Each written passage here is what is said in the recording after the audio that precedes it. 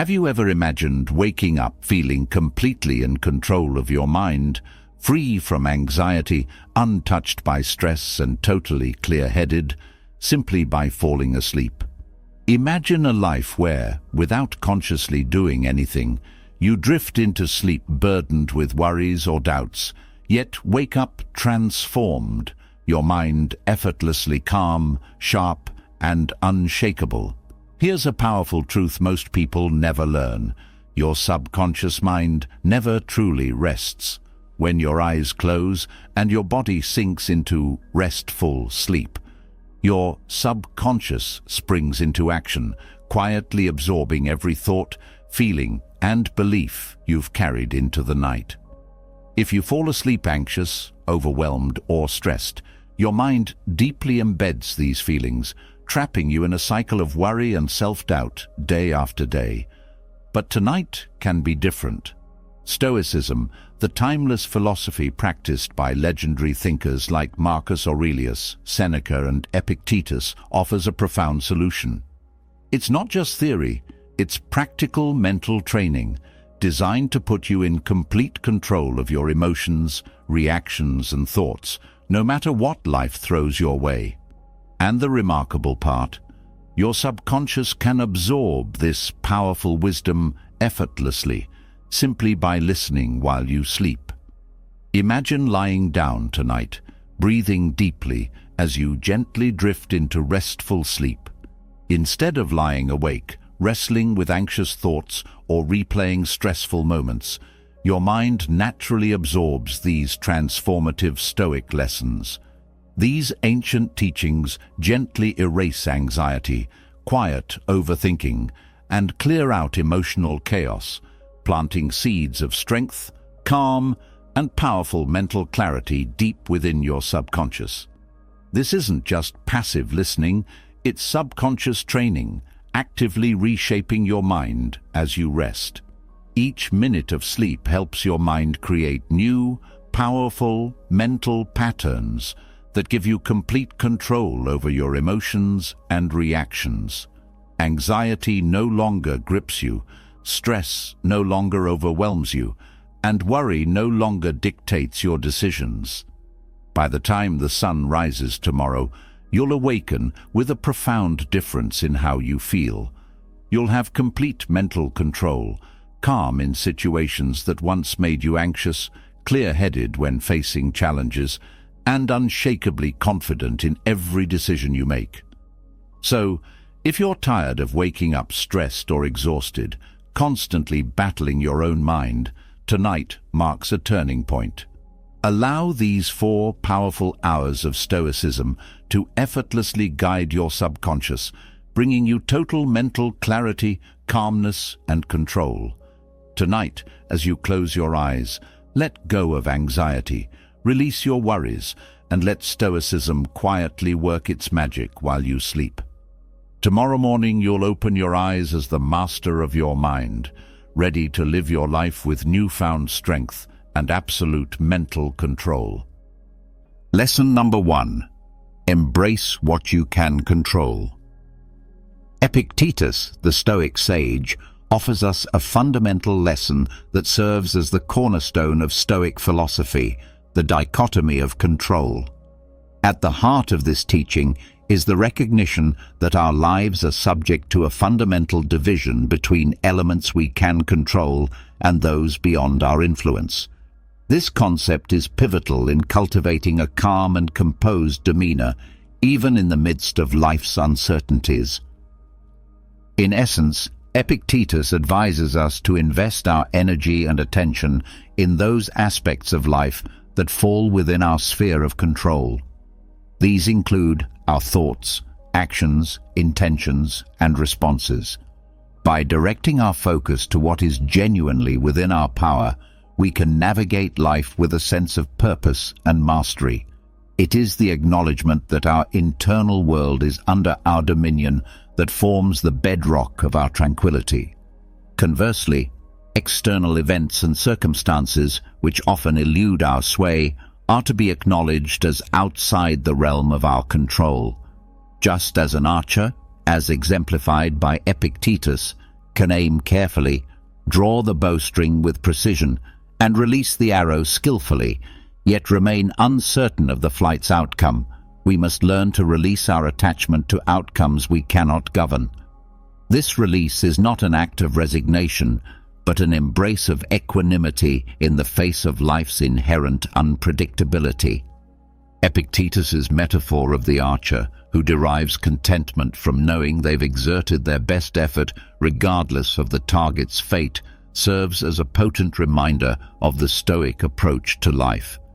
It encourages us to concentrate on our intentions and the dedicated efforts we put forth, accepting that the results are subject to a multitude of external factors. In essence, Stoicism reminds us to seize the reins of our inner world, embracing the dichotomy of control as a powerful tool to maintain a calm and composed disposition in a world where much remains beyond our influence. By concentrating our energies on what we can shape, we free ourselves from the burden of attempting to govern the uncontrollable, allowing us to discover serenity in the knowledge that we've done our utmost with the tools at our disposal. Lesson number 2. The power of acceptance. In the grand tapestry of Stoic philosophy, few figures stand as tall as the Roman emperor and philosopher Marcus Aurelius. His profound insights, often chiseled in the timeless monument of Meditations, resonate through the ages and illuminate one of the most powerful lessons in Stoicism, the lesson of acceptance. Marcus Aurelius guides us through a profound exploration of the human condition, acknowledging the inevitability of both triumph and tribulation. Life, as he observes, is a symphony of ups and downs, a constant ebb and flow. Within this ever-shifting landscape, there exist circumstances beyond our influence, elements we cannot control. Marcus Aurelius, in his role as a Stoic sage, extols the virtue of accepting these immutable truths. To accept, in the Stoic sense, is to embrace the reality of life's unpredictability and impermanence. It is to release the chains of attachment to specific outcomes and to walk in harmony with the unceasing rhythm of the universe. In Marcus Aurelius's words, resistance to the natural course of events leads only to turmoil and distress, like a ship struggling against the relentless current. The Stoic perspective on acceptance is akin to setting sail on the sea of existence without a fixed destination, yet with an unwavering faith in the voyage itself. It is an invitation to relinquish the desire for unyielding control and instead flow with the ever-changing stream of life. To dance with the music of the cosmos, whether its notes are serene or tempestuous, is the embodiment of Stoic temperance. In the realm of Stoicism, this lesson forms the bedrock of inner peace and tranquility. It urges us to open our arms to life's capriciousness, to savor the sweetness of success, and to weather the storms of adversity with grace. The power of acceptance, as illuminated by Marcus Aurelius, is a beacon that guides us through the labyrinth of existence, allowing us to greet each moment, each circumstance, with an equanimous heart. It is the serenity of embracing life in all its unpredictability, finding profound serenity in the midst of its ever-shifting landscape. Lesson number 3. Practice mindfulness. Practice mindfulness. Seneca, the venerable Stoic philosopher whose wisdom has transcended the ages, illuminates a crucial lesson for those seeking calm and composure in the midst of life's tempests: the practice of mindfulness. In the Stoic lexicon, mindfulness is a compass guiding us to the shores of the present moment, offering sanctuary from the ceaseless turbulence of past regrets and future uncertainties. In its essence, mindfulness is the art of inhabiting the now, of immersing oneself in the present moment with profound awareness. It is the antidote to the affliction of rumination, the ceaseless churning of the mind over past sorrows and future anxieties. Seneca's Stoic teachings beckon us to pay homage to the beauty and profundity of the present, recognizing that it is the only time that holds genuine existence. The practice of mindfulness, as outlined by Seneca, is not confined to the extraordinary moments of life, but extends its embrace to the ordinary and mundane. It encourages us to witness life's tapestry with a keen eye, from the remarkable to the seemingly inconsequential. In doing so, we detach ourselves from the tormenting clutches of regret and the paralyzing grip of worry. This Stoic mindfulness, a precious tool for preserving inner calm and clarity, acts as a bridge to the precious now, connecting us to the profound simplicity of the present. It is an art that grants us the ability to fully engage with our current circumstances, to savor each breath, and to relish the beauty that unfolds in every heartbeat. In the practice of mindfulness, we discover a timeless sanctuary where the mind finds solace, a place where inner tranquility is nurtured and composure is cultivated amidst the swirling tides of existence. Lesson number 4. Cultivate resilience. Resilience. In the vast landscape of Stoic wisdom, the lessons of resilience echo as a resounding anthem, and it is Epictetus, the Stoic philosopher par excellence, who raises his voice to teach us the profound art of confronting adversity with unwavering fortitude.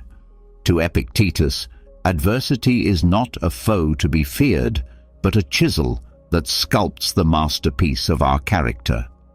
Stoicism, with its roots deep in the natural order of life, imparts the fundamental truth that challenges are the warp and weft of existence. Stoics, embodying this wisdom, do not perceive adversity as an obstacle or a source of suffering, but rather as an opportunity, a crucible that tempers and refines their inner metal. Epictetus beckons us not to wilt before the storms of life, but to stand steadfast like the unyielding oak, unshaken by the tempest. The essence of this Stoic perspective lies in the profound realization that it is not the events themselves, but our judgments, reactions, and the choices we make in the face of adversity that hold the power to distress us. It is the lens through which we view life's trials that shapes our inner tranquility. To cultivate resilience in the Stoic vein is to walk the path of personal development, and to recognize adversity not as a scourge, but as a tutor. Stoicism teaches us that in the crucible of hardship, we discover the true extent of our strength, and it is through facing life's tribulations with courage and unwavering resilience that we emerge like tempered steel, with a character fortified by the trials we have endured. The Stoic perspective on adversity harmonizes seamlessly with the Stoic belief in the sovereignty of choice. Epictetus, in his sagacity, urges us to confront challenges not with trepidation, but with the valor of a warrior, for it is through our responses to external events that we preserve the sanctity of our inner calm and composure. It is the gift of resilience that allows Stoics to navigate life's tempestuous seas with an unswerving gaze, unwavering even in the face of the most turbulent storms. Lesson number 5. Choose your response. Choose your response. Epictetus, the venerable Stoic sage whose wisdom has traversed the annals of time, bequeaths to us a profound lesson of immeasurable value, the power of choice in our responses. Within the Stoic philosophy, this lesson stands as an indomitable pillar, a lighthouse guiding us through the tumultuous seas of existence. Epictetus, with unwavering conviction, imparts the truth that while the tides of external events may remain beyond our dominion, the helm of our responses is firmly within our grasp. This, he proclaims, is the essence of Stoic wisdom. In the Stoic sanctum, wherein calm and composure reign supreme, the locus of control is resolutely internal. Stoicism, a philosophy grounded in profound self-mastery, extols the sovereignty of our responses to life's multifarious challenges. It is in this sacred space that the Stoic virtues, wisdom, courage, justice, and temperance serve as guiding stars, illuminating the path to maintaining inner tranquility. Epictetus, with his sage counsel, invites us to contemplate the nature of our judgments and reactions, particularly in the crucible of adversity. It is through this introspection that we awaken to the profound truth that we possess the sacred gift of choice, the ability to consciously craft our responses to the myriad external events that unfold in our lives. The Stoic approach to responding sagely to life's vicissitudes is akin to a masterstroke on the canvas of existence. It is the choice to align our responses with the Stoic virtues, to confront life's tribulations with the wisdom of sages, the courage of heroes, the justice of righteous hearts, and the temperance of those who tread the path of inner mastery. The Stoic's arsenal, laden with the wisdom of Epictetus, is a bastion of inner peace, impervious even to the fiercest storms. Through conscious choice and alignment with Stoic virtues, we forge a shield that preserves our serenity in the face of adversity. It is the Stoic's clarion call to navigate the labyrinthian corridors of life with grace and resilience, for in the crucible of conscious choice, we find the crucible of enduring inner peace. Lesson number 6. Limit excessive desires. In the illustrious tapestry of Stoic wisdom, woven with threads of reason and virtue, Seneca's counsel on the Stoic principle of moderation stands as a masterpiece in itself. A sage known for his profound philosophical essays on virtue and personal development, Seneca extends to us a lesson of paramount importance. A lesson that beckons us to curb the tempestuous desires that often threaten to engulf our inner calm. At the heart of Stoicism lies the belief that excessive desires, like turbulent seas, have the power to cast our lives adrift, leaving us in a perpetual state of turmoil and discontent. The Stoic sages, in their unwavering pursuit of inner tranquility, recognized the perils of unbridled longing for wealth, status, and material possessions far beyond what is necessary for a life of virtue and wisdom. Seneca, echoing the Stoic sentiment, imparts his wisdom, rooted in the belief that authentic contentment finds its dwelling in the sanctuary of limited desires. It is a lesson that encourages us to navigate the labyrinthine corridors of existence with the rudder of moderation, guiding us toward the tranquil harbor of inner peace. The Stoic path, as illuminated by Seneca's wisdom, beckons us to simplify our desires, seeking only that which is requisite for a life marked by goodness and virtue. In this simplification, we unearth the precious gems of contentment and tranquility, independent of the capricious winds of external fortune. The Stoic practice of limiting excessive desires becomes the lodestar, ensuring the maintenance of a calm and composed disposition.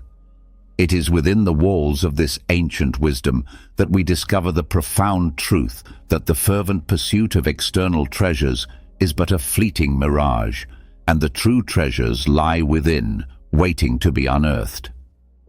Seneca's teachings stand as an enduring testament to the Stoic commitment to inner mastery and the temperance of desires, forging a path that leads to the sacred sanctuary of inner calm.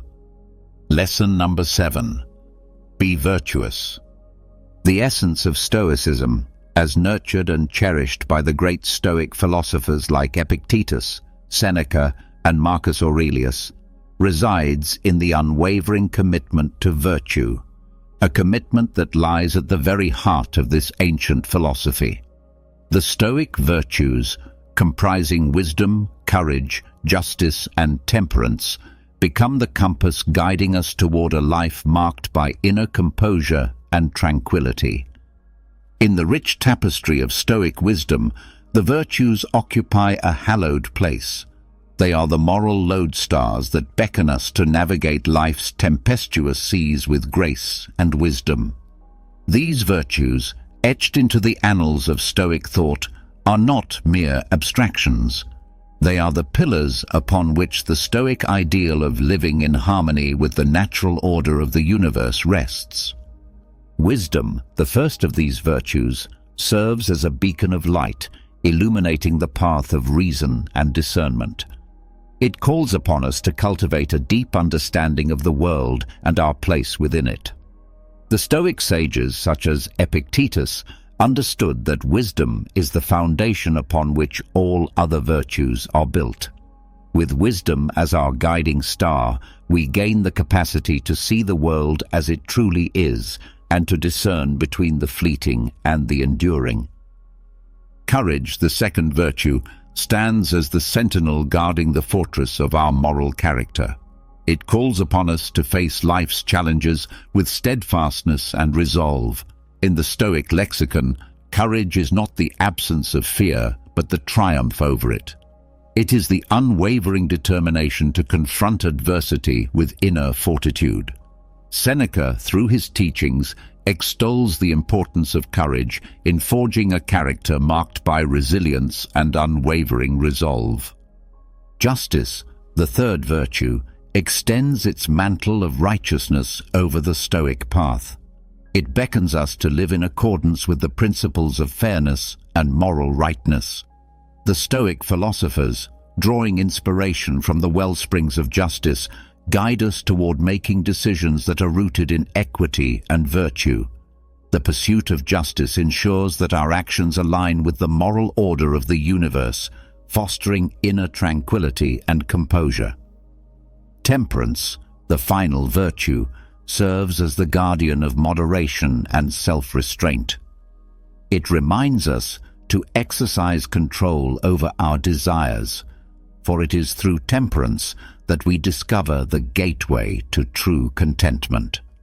Seneca, in his philosophical essays, emphasizes the importance of simplifying our desires and seeking only that which is essential for a virtuous life. In the temperance of desires, we uncover the wellspring of inner calm, irrespective of external circumstances. These virtues, championed by various Stoic philosophers, converge to shape a life that exemplifies the Stoic ideal. They serve as the lodestar, guiding us through life's turbulent seas with grace, wisdom, and unshakable inner peace. By adhering to these virtues and allowing them to permeate our thoughts and actions, we maintain a calm and composed disposition, reflecting the Stoic commitment to inner harmony and ethical living. In the mosaic of Stoicism, the virtues are the vibrant colors that compose the image of a life lived in harmony with the eternal truth of the cosmos. Lesson number 8. Understand the transitory nature of life. The transitory nature of life, in the profound and timeless verses of his Meditations, Marcus Aurelius, the Roman emperor and Stoic philosopher, delves into the essence of life, a life imbued with transience. His teachings are a testament to the wisdom that accepting the ever-changing nature of existence is a cornerstone for maintaining a calm and composed demeanor. Through the lens of Stoicism, Marcus Aurelius imparts a lesson that is perhaps one of the most pivotal for achieving inner serenity. He invites us to embark on a philosophical journey that involves acknowledging the ephemeral and transient aspects of life. The Stoic recognition of this reality often referred to as the transitory nature of life, is not a harbinger of despair. Rather, it serves as a cornerstone of strength that can lend profundity to our existence. The core of this lesson is the understanding that nothing in the realm of human experience, be it the moments of joy or the trials of adversity, is immutable. The universe, in its eternal ebb and flow, weaves a tapestry of constant change. The Stoic sage does not resist this cosmic dance, but chooses to waltz in harmony with it, with grace and wisdom.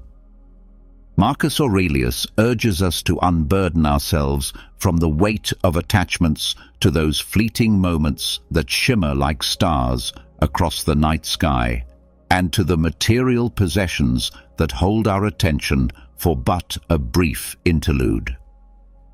He teaches us to appreciate these moments and possessions as they come into our lives, but also to let them go when the time for departure arrives. In doing so, we unearth an inner sanctuary of calm and composure, impervious to the external tempests.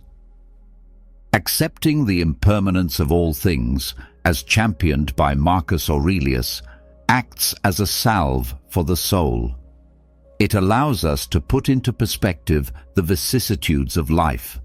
It liberates us from the bondage of anxiety that stems from clutching onto what was or what might have been. Through this Stoic teaching, we become the architects of our inner fortitude, crafting a character marked by resilience in the face of life's inevitable changes.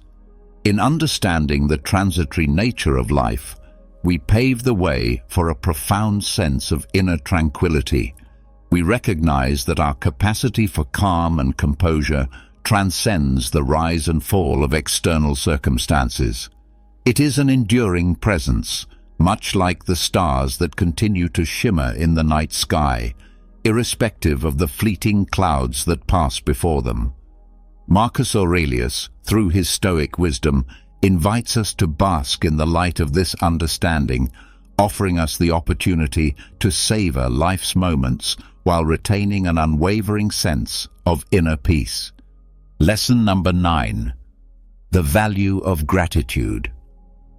In the profound tapestry of Stoic philosophy, woven with threads of wisdom and resilience, there exists a gem that sparkles with profound insight: the value of gratitude. This lesson, championed by Seneca, one of Stoicism's eminent philosophers, illuminates the path to inner calm and contentment, irrespective of life's challenges.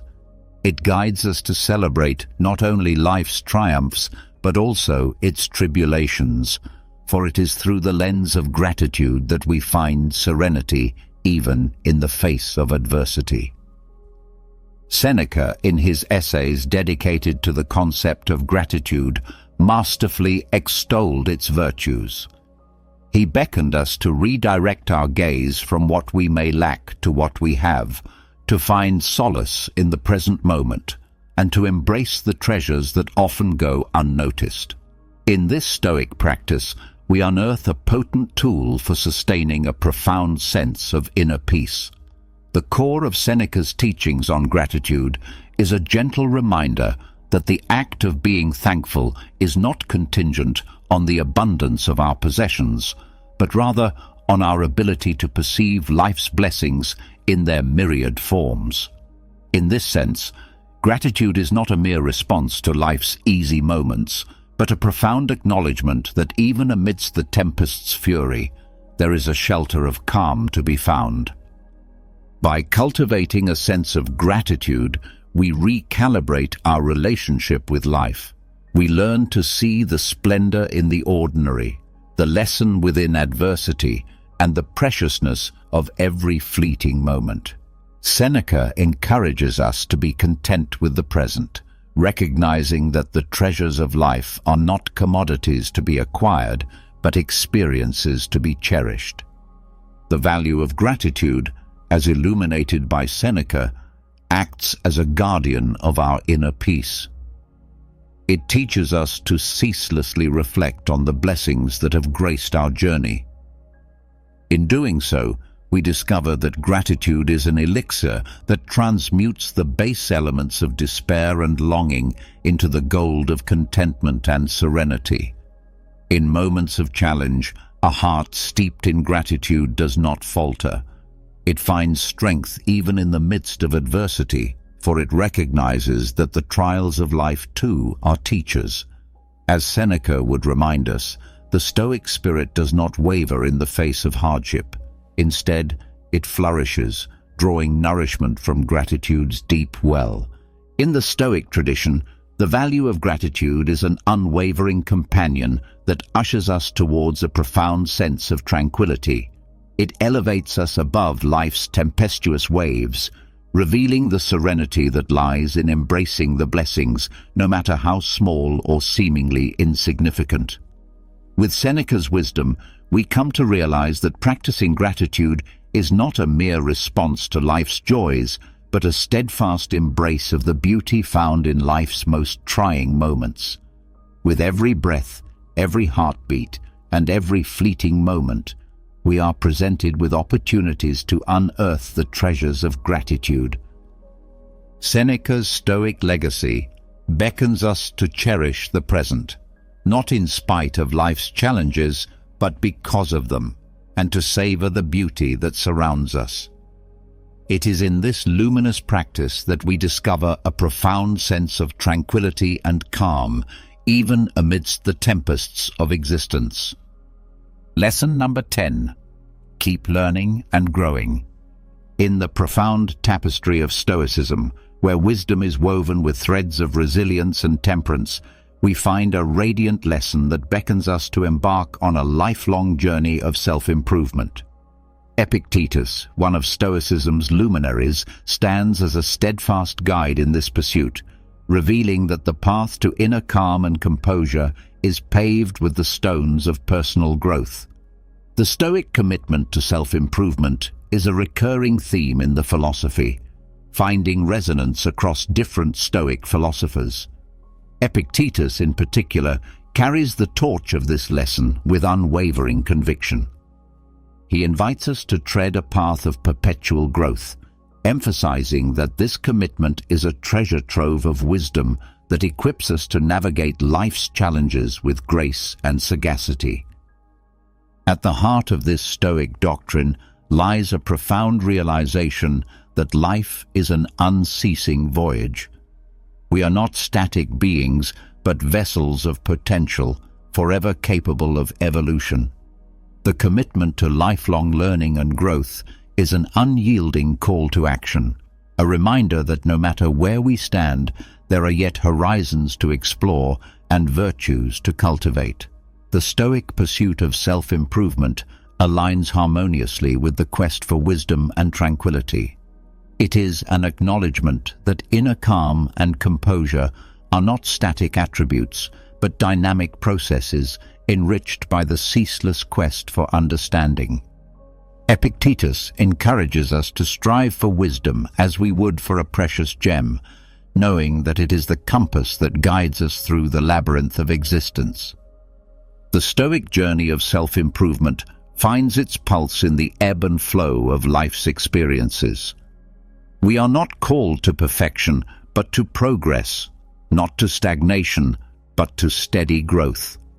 This Stoic lesson echoes through the corridors of wisdom, whispering that there is no final destination, but an endless odyssey of becoming a better version of ourselves. In embracing this lesson, we learn to navigate life's challenges with resilience and fortitude. The Stoic spirit finds strength not in the absence of adversity, but in the quest for growth, which adversity often catalyzes. We discover that setbacks are not roadblocks, but stepping stones, and every trial is a teacher. The commitment to lifelong learning and growth is a lighthouse in the tempest, a source of calm in the face of life's challenges.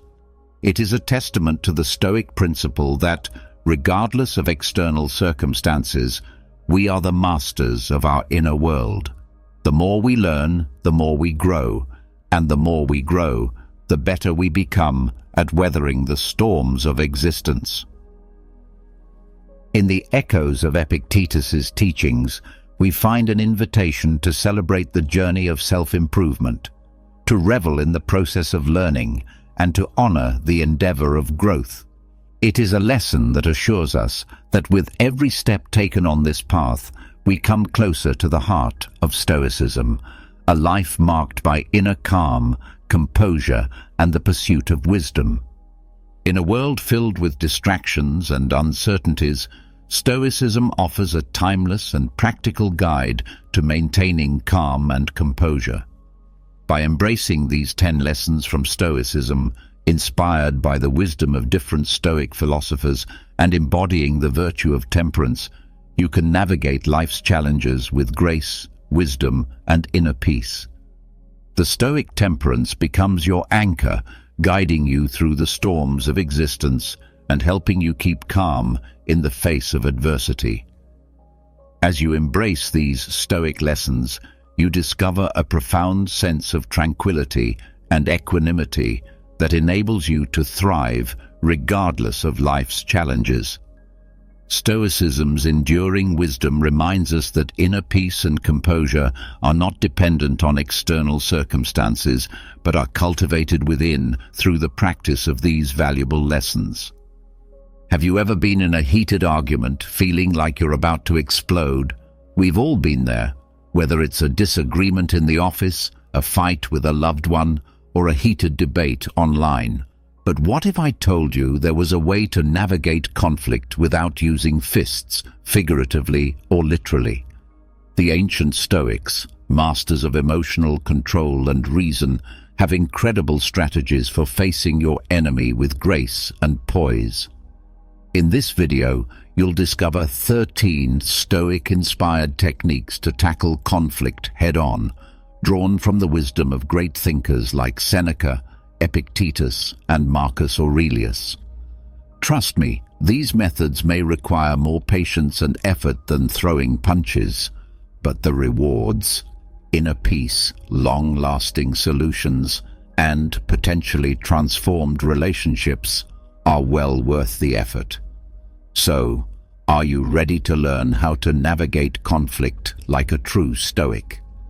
Remember to hit the subscribe button and the notification bell so you can see all of the videos on facing life's challenges with the timeless wisdom of Stoicism. Remember, your most significant victory lies not in external battles, but in mastering your mind and heart. Number 1. Delve into the depths of your adversary. Say you are at the edge of a furious river, the rapids foaming and churning with rage. A prudent Stoic would stop before diving in, his eyes focused on the invisible depths below rather than the churning surface. Entering your opponent's mind is the crux of the first Stoic tactic. To put it metaphorically, the intensity of the situation makes it tempting to act quickly. However, proper comprehension requires putting aside judgment and looking above the apparent surface of the issue.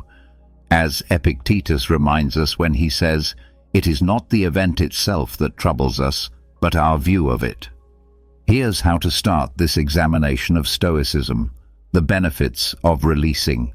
Step away from the present, inhale deeply, mentally pan out, and examine the circumstances with dispassionate interest. Put yourself as a fly on the wall and observe the exchange objectively. This emotional separation enables more in-depth observation and more logical reasoning. Investigate their why. Pose sincere queries rather than coming up with counter-arguments. Concentrate on learning the why underlying their statements and behaviors. What drives them? What worries them? And what do they want? What life events have influenced their viewpoint? Important insights can be gleaned by asking open-ended questions such as, "What brought you to this point?" or "What are your underlying concerns?" Examine through their lens, not agreement, but empathy. Try to put yourself in their position to comprehend their perspective, not to support their behavior. How might they perceive the circumstances? What principles and convictions motivate them? This activity aims to develop empathy, discover possible points of agreement, and experience the world through their eyes. Rather than agreeing with them, look for the secret river. Examine what's beneath the surface. Conflict frequently results from deeper problems like unfulfilled desires, fears, or injuries from the past. Consider looking past the current argument and pinpointing the underlying issues causing the conflict. What wants needs to be fulfilled? Which fears are surfacing? Recall that this is a search for understanding rather than approving their behavior. Your objective is to comprehend the layers of experience and perspective that influence the actions of your opponent.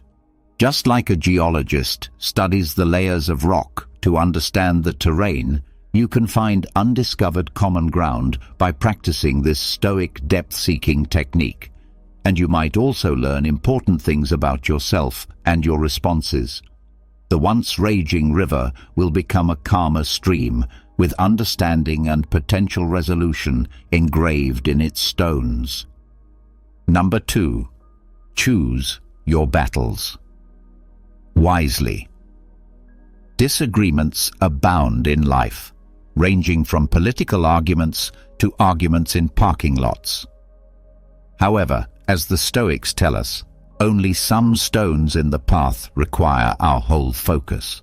Getting involved in every dispute, no matter how minor, can wear us out emotionally.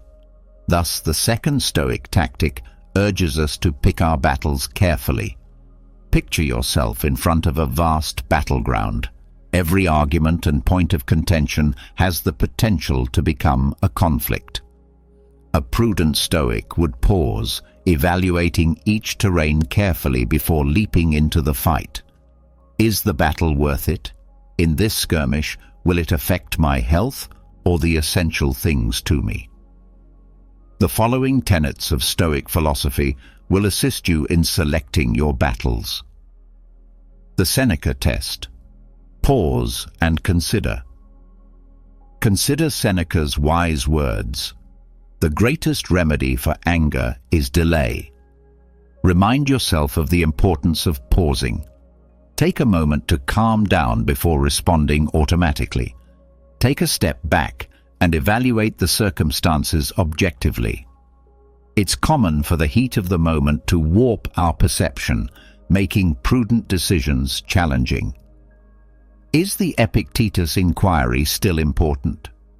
Consider the following crucial question for yourself. Is it not the event itself that stresses us, but our view of it? Epictetus said. Is there a genuine impact this debate is having on your morals, well-being, or something important in your life? Or is it just a tiny irritation, a stone in the road, instead of a mountain to be conquered? By concentrating your efforts on genuinely significant matters, you can address them with greater effectiveness and focus. The Marcus Aurelius principle.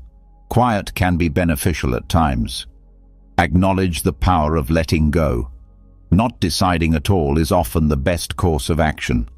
According to Marcus Aurelius, it is often enough to hold your tongue and let things pass. Simply ignoring small slights or deciding against getting into pointless arguments can be incredibly self-controlling ways to maintain your inner calm. The cost-benefit analysis of Stoicism. Analyze the advantages and disadvantages. Every conflict has a price regarding mental effort and possible outcomes. Compare the likely emotional costs of losing the disagreement with the potential rewards of winning. Is the cost of triumph justified? The purest kind of strength is sometimes knowing when to give up with dignity.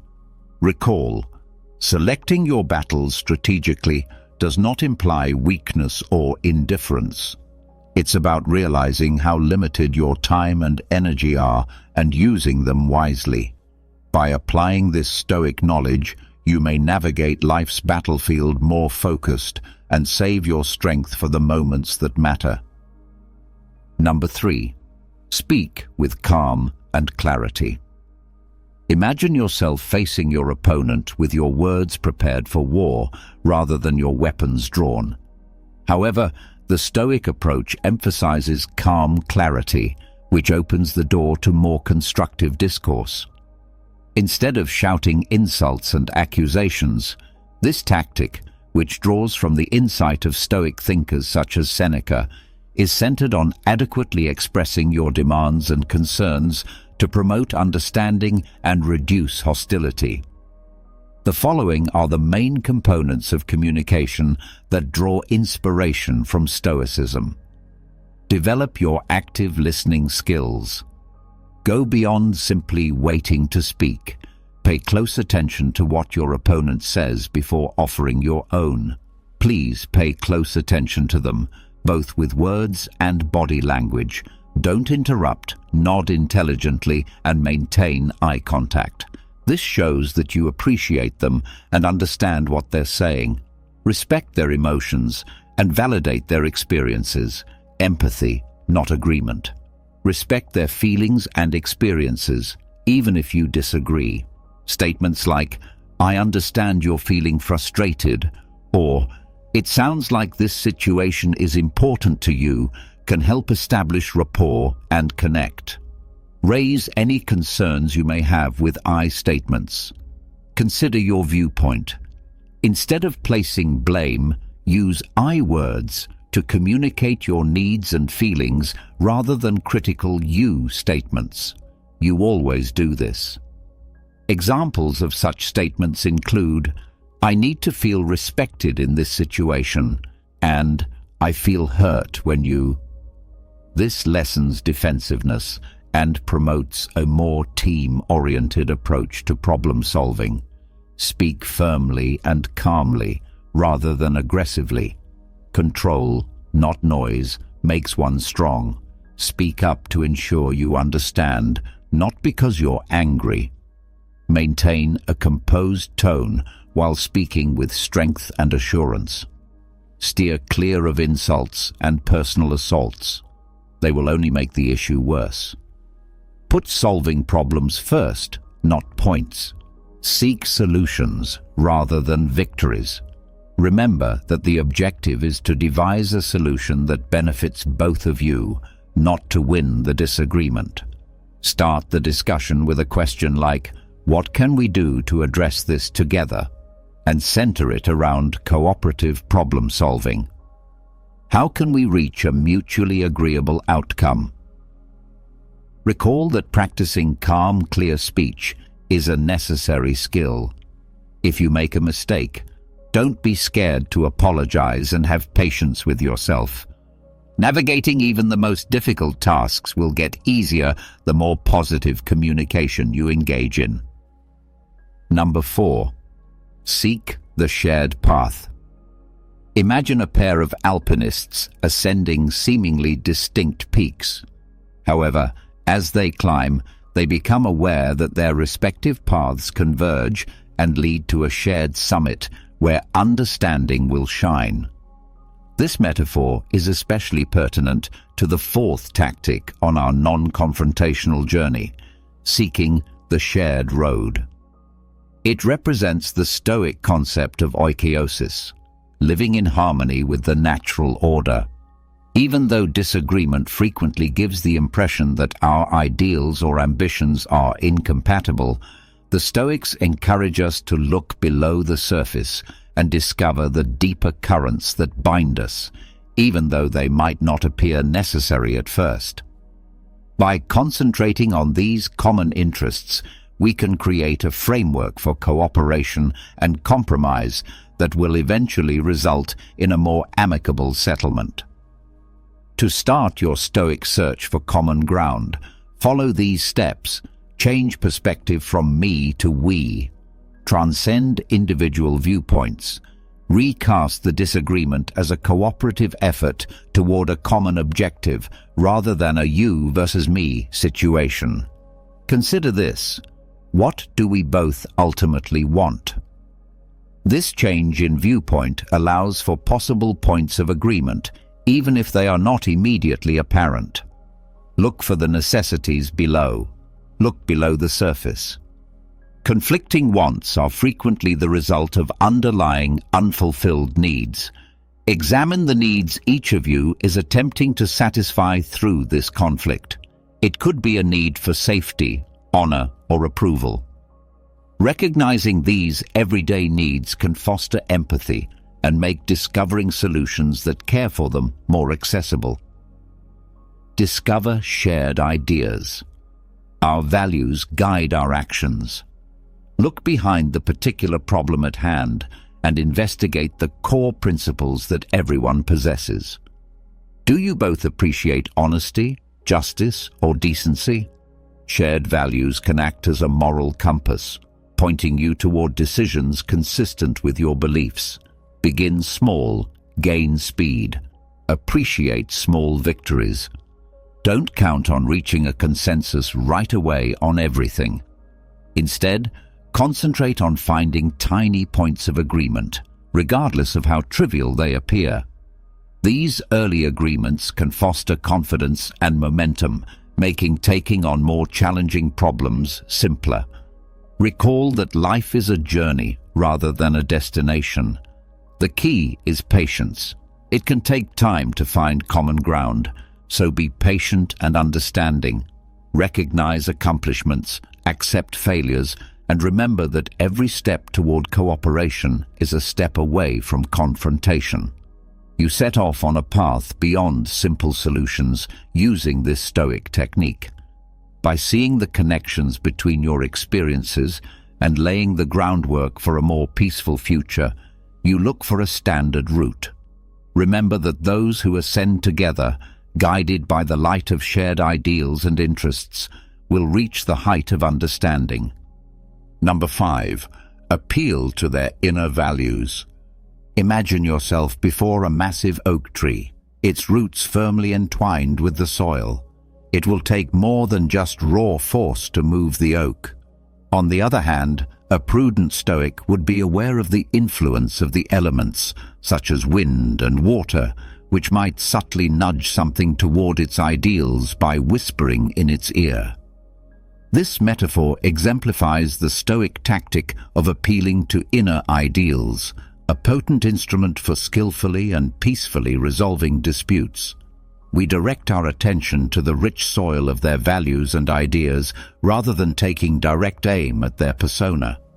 Understanding and respecting their inner compass can produce solutions consistent with their fundamental beliefs. This will eventually result in more sincere buy-in and long-lasting agreements. To start your Stoic journey towards value-driven persuasion, follow these steps. Expose the value landscape. Develop into a valuable archaeologist by conducting research before formulating your case. What principles do they adhere to? What values direct their behavior? Keep an eye on what they say and do, and note what they affirm, deny, and laud. This facilitates creating a map of their valuescape. By pointing out possible connections, close the value divide. Identify the common theme. Avoid assuming their values are completely at odds with yours.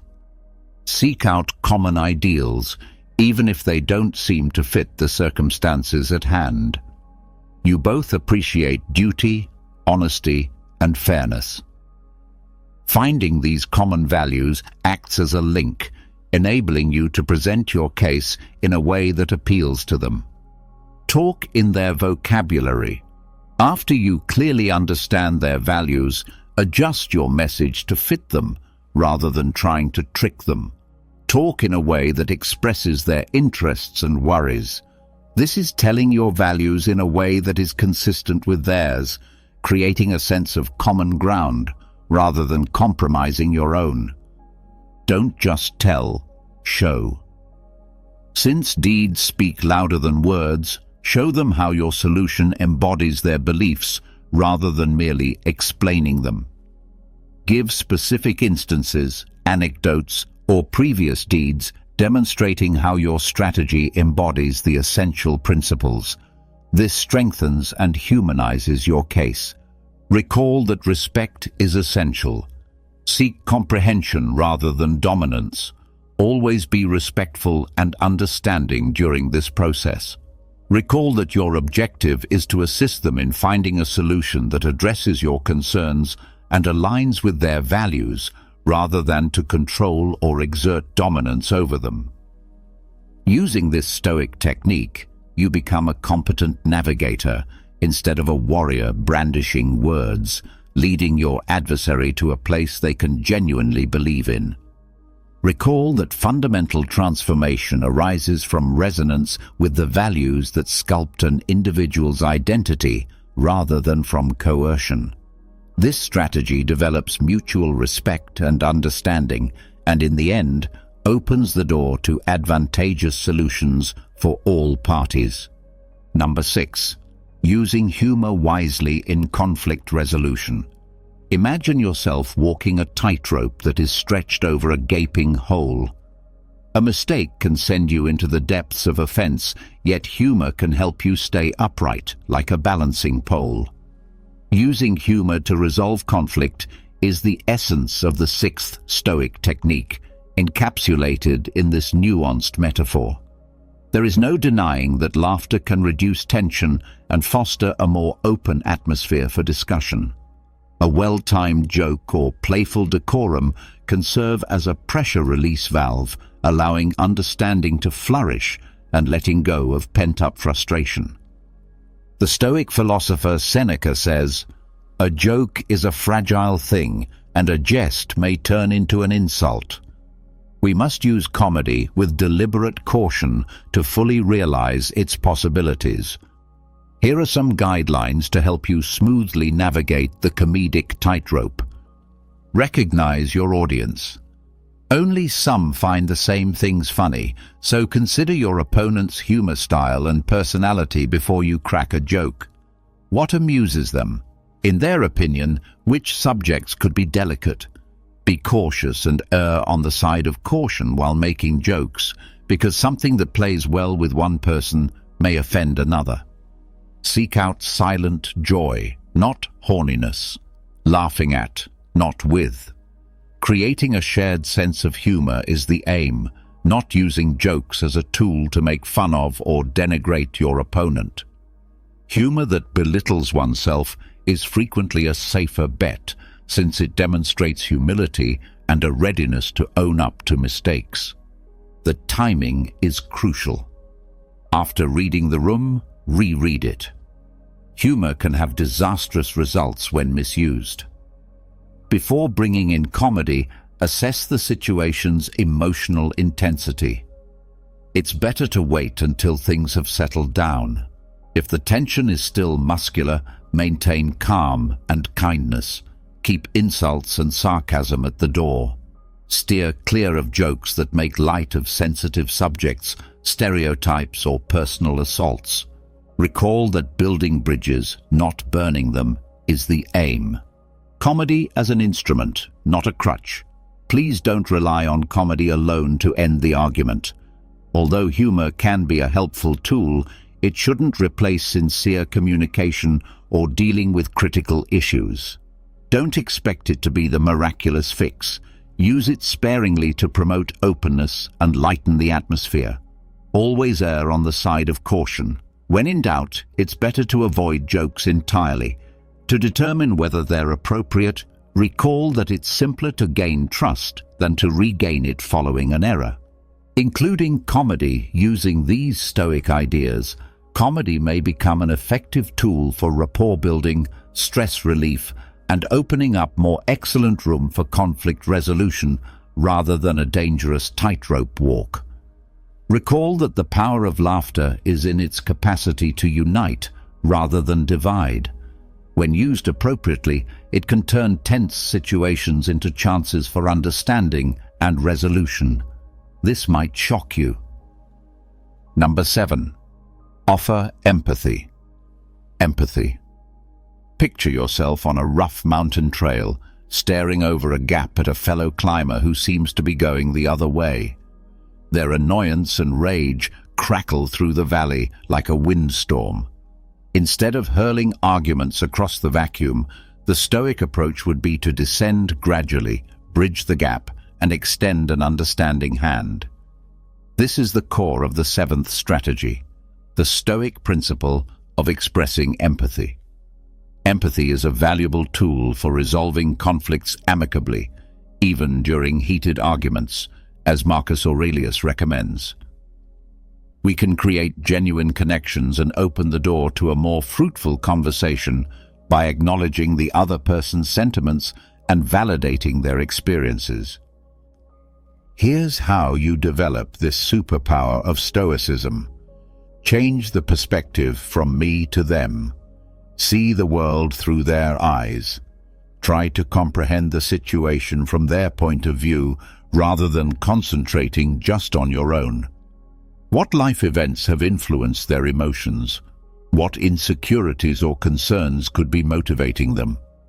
This change in perspective encourages empathy and enables you to recognize their distinct reality. Pay attention to the above words. Listen to the words not spoken. It's essential to pay attention to both verbal and non-verbal cues when communicating with others.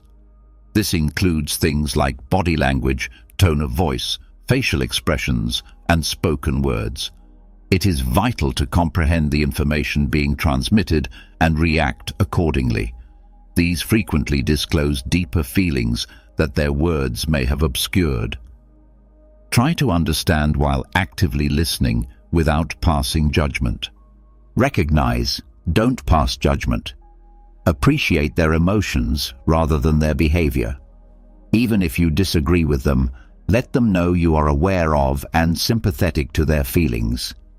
I understand why this situation is important to you, or it sounds like you're feeling frustrated, are phrases that can significantly increase trust and decrease defensiveness. Look for the hidden pain. Find the source of the disagreement. Anger and irritation are frequently the result of deeper emotional scars. Look into any potential sources of pain, fear, or insecurity for them.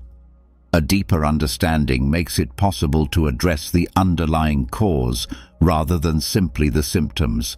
It also builds empathy. Recall that gratitude is not agreement.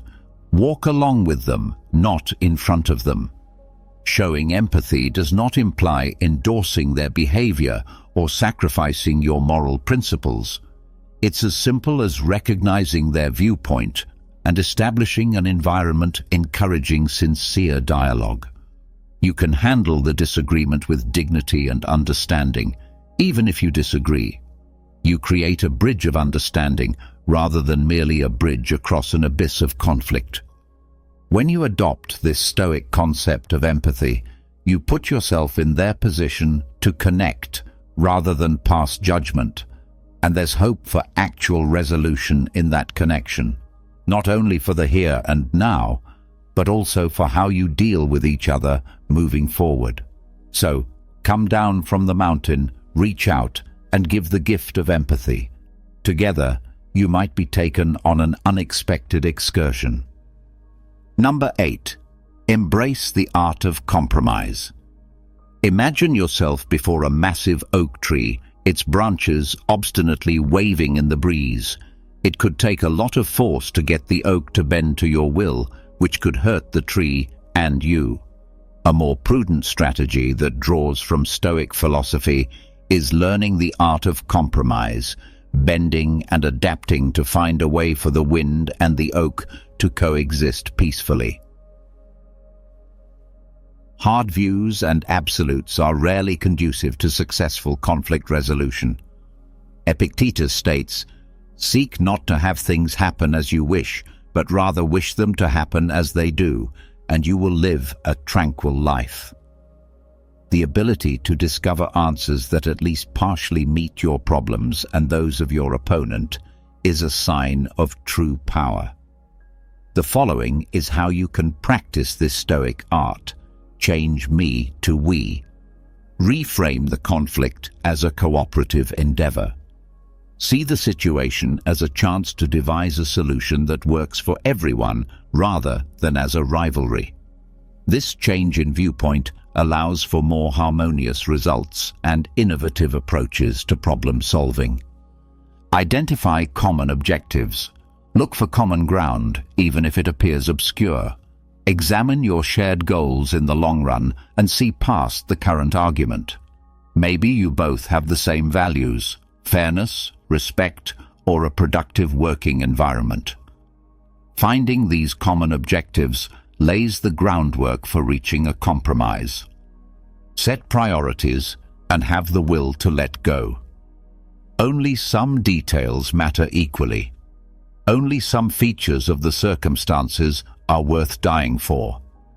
Decide what is most important and be prepared to give in on less important things. This enables you to concentrate on identifying answers that deal with your main issues. Determine the win-enough or win-win solution. Look for win-win solutions. Instead of focusing on a win for one party, try to find a solution where all parties feel their requirements are understood and somewhat met in the long term. This lessens animosity and promotes a feeling of justice.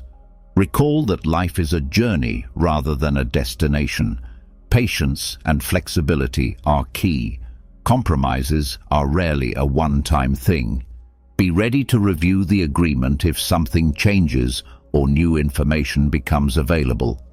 A durable compromise requires open communication and a readiness to change. Accepting the Stoic art of compromise keeps your demands and principles intact.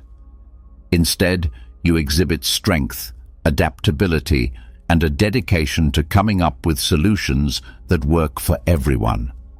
You understand how to live in a dynamic equilibrium condition, not resistance.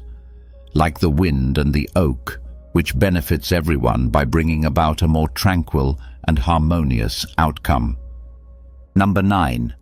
Seek external aid without shame. Picture yourself tangled up in a thicket of thorns, the branches blocking your path as they twist and twirl. No matter how hard you try, advancement feels unattainable.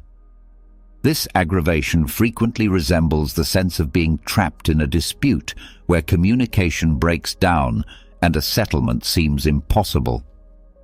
However, the Stoics remind us that we are not alone, even in these situations.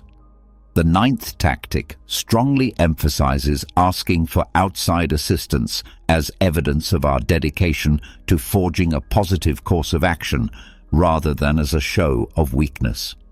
A mediator or counselor, for example, can serve as an impartial third party to help navigate the complex maze of conflict. Just as a Stoic philosopher leads their students toward knowledge, they can offer a controlled environment for discussion, guaranteeing that each side is heard and valued. Their knowledge can be helpful in breaking through the confusing communication, eliminating the emotional undergrowth. Strong emotions frequently impede our ability to communicate, making it difficult to grasp the viewpoints of others or to explain oneself clearly. By helping to untangle these emotional knots, an impartial third person can foster a more relaxed and productive conversational atmosphere, overcoming the divide and creating a bridge of understanding. Counselors and mediators are educated to recognize and help parties in conflict close their knowledge gaps. They can promote empathy and lessen defensiveness by assisting each party in seeing things from the viewpoint of the other, encouraging fruitful conversations and leading the discussion toward resolution. Competent facilitators can guide the discussion toward constructive problem-solving, guaranteeing that all sides can voice their concerns and cooperate to find answers. Offer resources and methods, getting you ready for the journey. Many counselors and mediators have received specialized training in conflict resolution and communication methods. In the long run, they can help you build stronger relationships by providing you with the skills and techniques you need to handle conflicts in the future. Recall that asking for help is a strength, not a sign of weakness, but of wisdom. According to Stoic philosophy, asking for assistance is a display of wisdom rather than weakness. It shows that you are dedicated to developing a solution that works for everyone and are prepared to invest in your development and the partnership's success. By enlisting outside assistance, you can benefit from the knowledge and expertise of others, allowing you and your opponent to successfully negotiate the complex maze of disputes and arrive at a peaceful and constructive conclusion. Recall that occasionally receiving assistance can brighten the way ahead and remind you that you are not alone, even in the most trying circumstances. Number 10. Forgiveness.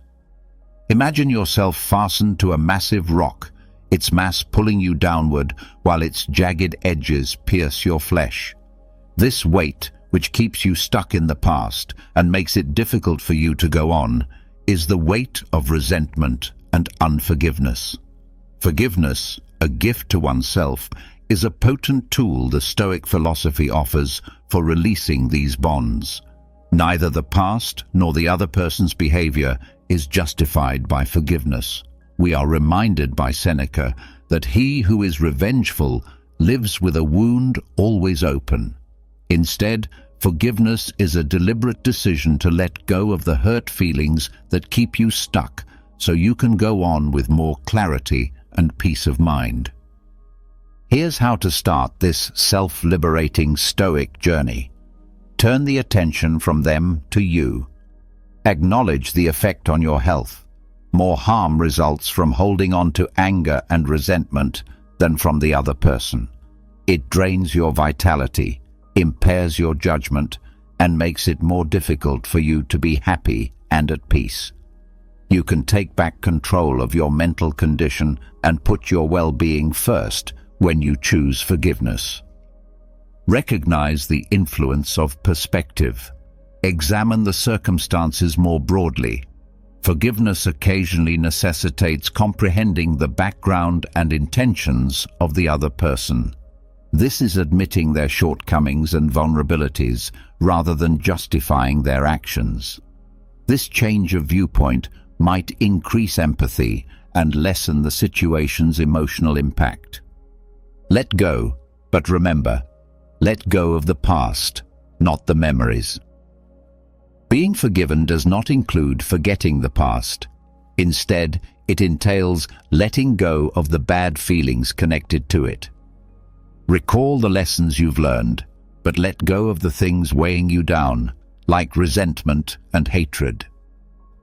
Engage in active forgiveness. Remember that forgiveness is a continuous process. Please make an effort to extend it. It's a journey that needs constant dedication. You can practice active forgiveness by consciously letting go of unfavorable feelings and thoughts whenever they surface.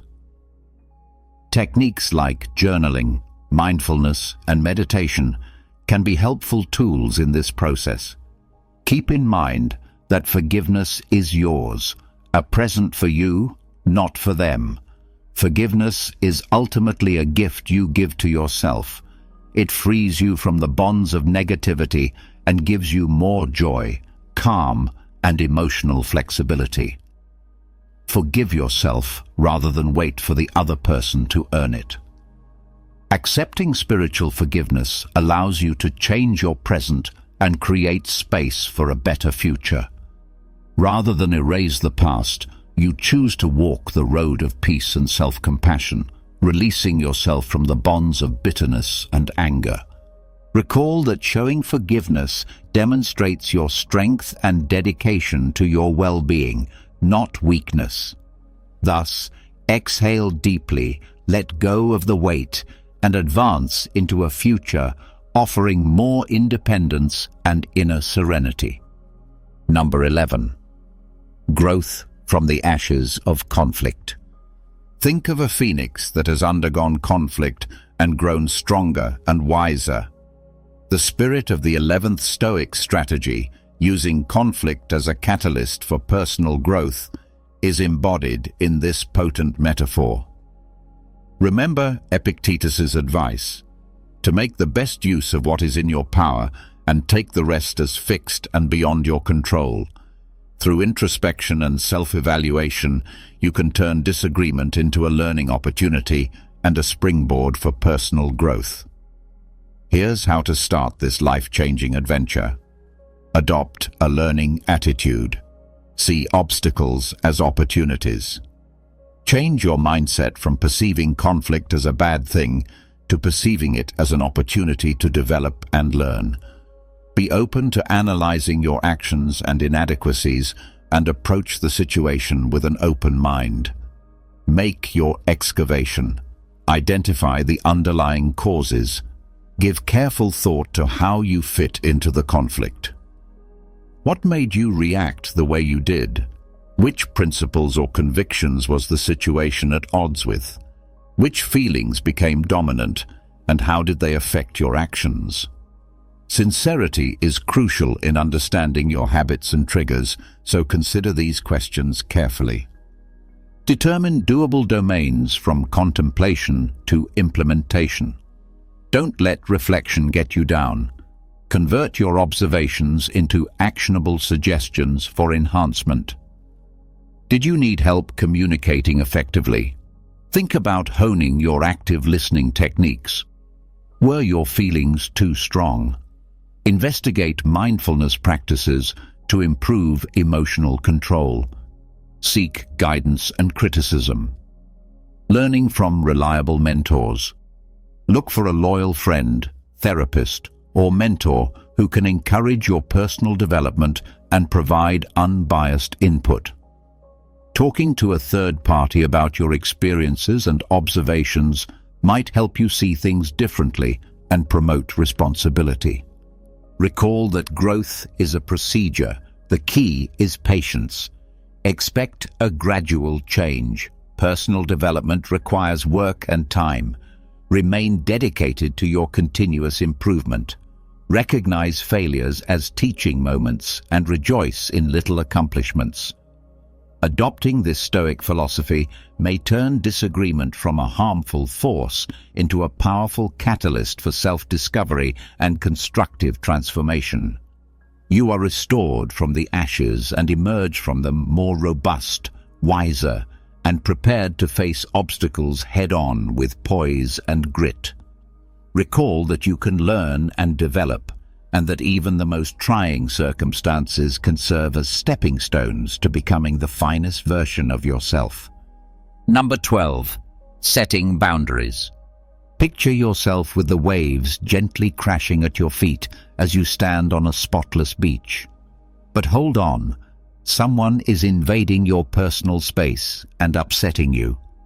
Setting boundaries and defending your well-being and inner serenity are potent tools the 12th Stoic technique offers in this scenario, symbolizing the delicate balance of navigating interactions. It is not the event itself that troubles us, but our view of it. Epictetus reminds us, although we have no control over what others do, we influence how we react. By defining what we will and won't tolerate, we may safeguard ourselves against negativity and promote happier relationships by establishing clear boundaries. Here's how to apply this Stoic idea here in practice. Understand your inner guidance. Determine your requirements and values. Consider what matters most before establishing boundaries. Which actions are consistent with your values? Which behaviors make you feel low on energy or violate your personal space? Establishing these internal limits lays the groundwork for effective communication. Communicate respectfully and clearly. Words, not walls. Steer clear of ambiguous statements and passive-aggressive behavior. Use I phrases to assertively and directly communicate your boundaries while concentrating on your wants and feelings. Recall that cultivating cooperation and understanding requires polite communication. The secret is consistency. Consistency is vital. Once you set boundaries, be steadfast, like a lighthouse. Never give in to guilt or avoid conflict by making exceptions. You gain respect from others and show your self-respect by sticking to your boundaries. Get ready for opposition. Recognize that not everyone will be amenable to your boundaries. Prepare yourself for possible resistance by politely restating your position and stressing how important it is to honor your requirements. Recall that boundaries give you power. Self-care is the key to freedom. Establishing limits is necessary to safeguard your mental and emotional health, not to be selfish. You can set an environment where you can grow by protecting your space and energy, which aligns with Seneca's goal of living with a cheerful heart and a grateful attitude. Adopting this Stoic idea creates a lighthouse that leads you and others to more respect, transparent communication, and eventually happier and more satisfying relationships. Instead of building walls, recall that creating boundaries gives you the power to live a life full of inner freedom, respect, and tranquility. It's an act of self-love. Number 13. Remember, you control your reactions. Imagine yourself in a violent storm with the waves smashing around you and the wind ripping. Although the storm's wrath is beyond your control, you can choose to handle it. This potent analogy captures the spirit of the 13th Stoic tactic: to remember that you are in charge of your responses and not the events around you. The Stoics remind us that real strength comes from dominating our inner world rather than exerting force over the outside world. Epictetus states, "It is a shame for the soul to depend on the body for satisfaction." We gain inner calm despite life's storms by concentrating on our reactions, which we can control. Here's how you develop this superpower of Stoicism. Determine what triggers you. Recognize your emotional terrain. Think briefly about the circumstances or activities that usually make you feel bad. Are there some phrases, people, or situations that get under your skin? The first step in controlling these triggers is acknowledging them. Take a moment to breathe. Make room between the stimulus and the response. Decide to wait before acting on impulse. Inhale deeply and give yourself space to observe and evaluate the circumstances quietly. This gives you room to make deliberate decisions and keeps your emotions from controlling what you do. Shift your viewpoint. Change the perspective, not the facts. Our reactions are frequently influenced more by how we interpret situations than their actual occurrence. Examine other viewpoints and confront your automatic beliefs. Can this situation be solved? What good things are you able to concentrate on? Select your reaction carefully. React. Don't overreact. After you've collected yourself and adjusted your viewpoint, consider your options carefully before responding. Does it help you to react with rage or frustration? Would being composed and aggressive work better? Recall that you can exacerbate or de-escalate the situation depending on how you respond. Exercise, exercise, exercise. Learning to control your reactions is a process that takes time and effort, just like any other ability. It takes consistent practice. By experimenting with varied responses in challenging situations, you can progressively increase your emotional resilience and self-control. You do not become docile when you adopt this Stoic idea. You gain strength. You learn to ride out life's storms with courage and grace, discovering inner peace in conquering your reactions rather than trying to dominate the outside world. Recall that peaceful power over your thoughts and feelings is the genuine test of strength, not control from without. Thus, maintain your composure under pressure, make intelligent decisions, and face life's storms with the steadfast poise of a Stoic sage. These Stoic-inspired techniques can help you turn disagreement from a place of fighting into one of learning, understanding, and inner calm. Recall that the real triumph is not about defeating your opponent, but about controlling your feelings and becoming a stronger, more confident version of yourself. We're about to explore 7 habits that completely transformed my life in just 1 week. Yes, you read that correctly. 1 week. I know it sounds almost unbelievable, but trust me, these aren't the typical tips you hear all the time. These are real, honest habits that I personally incorporated into my daily routine. I experienced the struggles, the breakthroughs, and the growth, and the change I underwent was nothing short of amazing. I'm excited to share these with you because they've made such a profound difference in my life, and I believe they can do the same for you. Whether you're aiming to boost your productivity, improve your mental health, or make a positive change in your daily life, these habits can help you get there. So grab a cup of coffee, get comfortable, and let's dive in. Stick with me until the end, because these habits aren't just theoretical. They're practical steps that you can begin implementing today. I'll also share personal stories and insights from my own journey, giving you a candid look at how these habits worked for me. Let's get started. The first habit that truly changed my life was waking up early. Let's be real, I was never a morning person. My bed was my sanctuary, and I used to hit the snooze button far too many times. Mornings always felt rushed, and I often felt like I was starting my day off wrong. But I decided to try waking up early, and let me tell you, it was a game changer. I began setting my alarm for 5 a.m., and the first few days were tough. I dragged myself out of bed, feeling groggy and questioning whether this was worth it. But I pushed through, and by the 3rd day, something incredible happened. I began to appreciate the peacefulness of the early morning hours.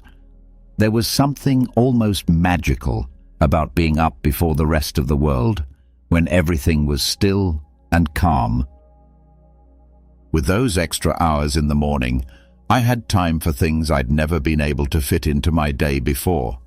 I started with some light exercise, nothing intense, just stretching or a short jog around the neighborhood. This helped wake me up and energized me for the rest of the day. I also took time to meditate and set my intentions for the day. These few moments of mindfulness had a huge impact on my overall mindset and productivity. An unexpected benefit of waking up early was that I no longer felt rushed. I had plenty of time to enjoy a healthy breakfast, savor my coffee, and plan out my day. This calm, unrushed start set a positive tone for the entire day.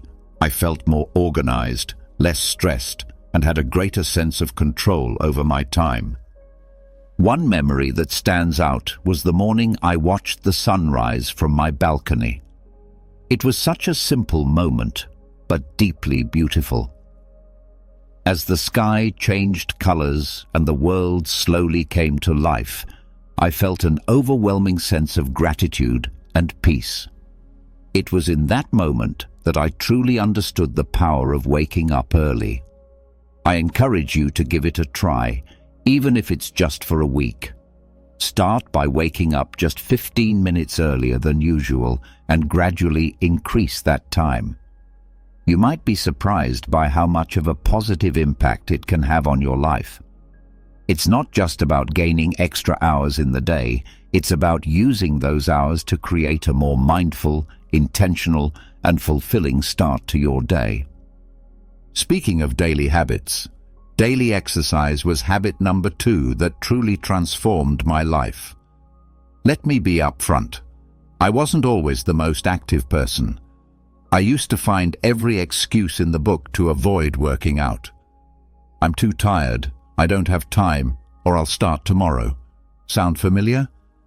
But one day, I decided that enough was enough. I made a commitment to move my body every single day for a week, and the results were incredible.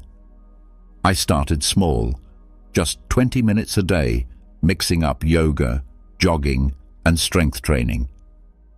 I wanted to keep things interesting so I wouldn't get bored and quit halfway through. The first few days were tough. My muscles were sore, and I felt exhausted, but I reminded myself why I was doing this, to feel better both physically and mentally. By the fourth day, something amazing happened. I woke up feeling more energized. My mood had improved drastically. I was less irritable and much more positive. I realized that those 20 minutes of exercise weren't just about burning calories or building muscle. They were about giving myself time to focus on me, to release stress, and to boost my endorphins. One morning, I remember lacing up my sneakers for a jog. It was a crisp, clear day, and as I ran, I felt a sense of freedom and clarity that I hadn't experienced in a long time. It was just me, the open road, and my thoughts. That connection to myself and the world around me was truly empowering. I also started to see physical changes. My posture improved, I felt stronger, and I noticed a difference in my overall fitness. But the biggest change was in my mindset. Exercise became my time to disconnect from the world and reconnect with myself. It became a form of self-care rather than a chore. Another personal highlight was trying yoga for the first time. At first, I was hesitant, thinking I wasn't flexible enough or that it wouldn't be a real workout. But after a few sessions, I fell in love with it. Yoga taught me to be present, to breathe deeply, and to listen to my body. It was a transformative experience that went beyond just physical benefits. Incorporating daily exercise into my routine made me realize that taking care of my body directly impacted my mental health and overall happiness. It's not about being perfect or pushing yourself to extremes. It's about finding a form of movement that you enjoy and making it a regular part of your life. So if you're like I was, struggling to get started, my advice is to begin small. Find something you enjoy, whether it's dancing, hiking, or just going for a brisk walk. Commit to just a few minutes a day and gradually build up from there. Trust me, the benefits you'll experience will be well worth the effort. Exercise is a habit that can transform not just your body, but your entire outlook on life. Habit number 3 is journaling. Now, I used to think journaling was just for people who had loads of free time or were naturally introspective. I was skeptical. I mean, who has time to sit down and write about their day when there's so much going on? But after just 1 week of consistent journaling, my perspective completely shifted, and it became a cornerstone of my personal growth journey. I started simple. Every night before bed, I dedicated just 10 minutes to journaling. I bought a plain notebook and a pen that felt comfortable in my hand. No fancy apps, no pressure to make it look pretty, just me and my thoughts. The first night I sat down to write, I didn't know where to begin.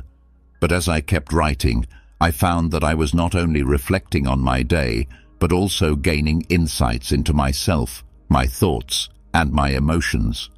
It became an important practice that helped me process my day, focus on gratitude, and set intentions for the future. The first night, I stared at the blank page, unsure of what to write. But then, I began with something basic: how my day went, what made me happy, and what I struggled with.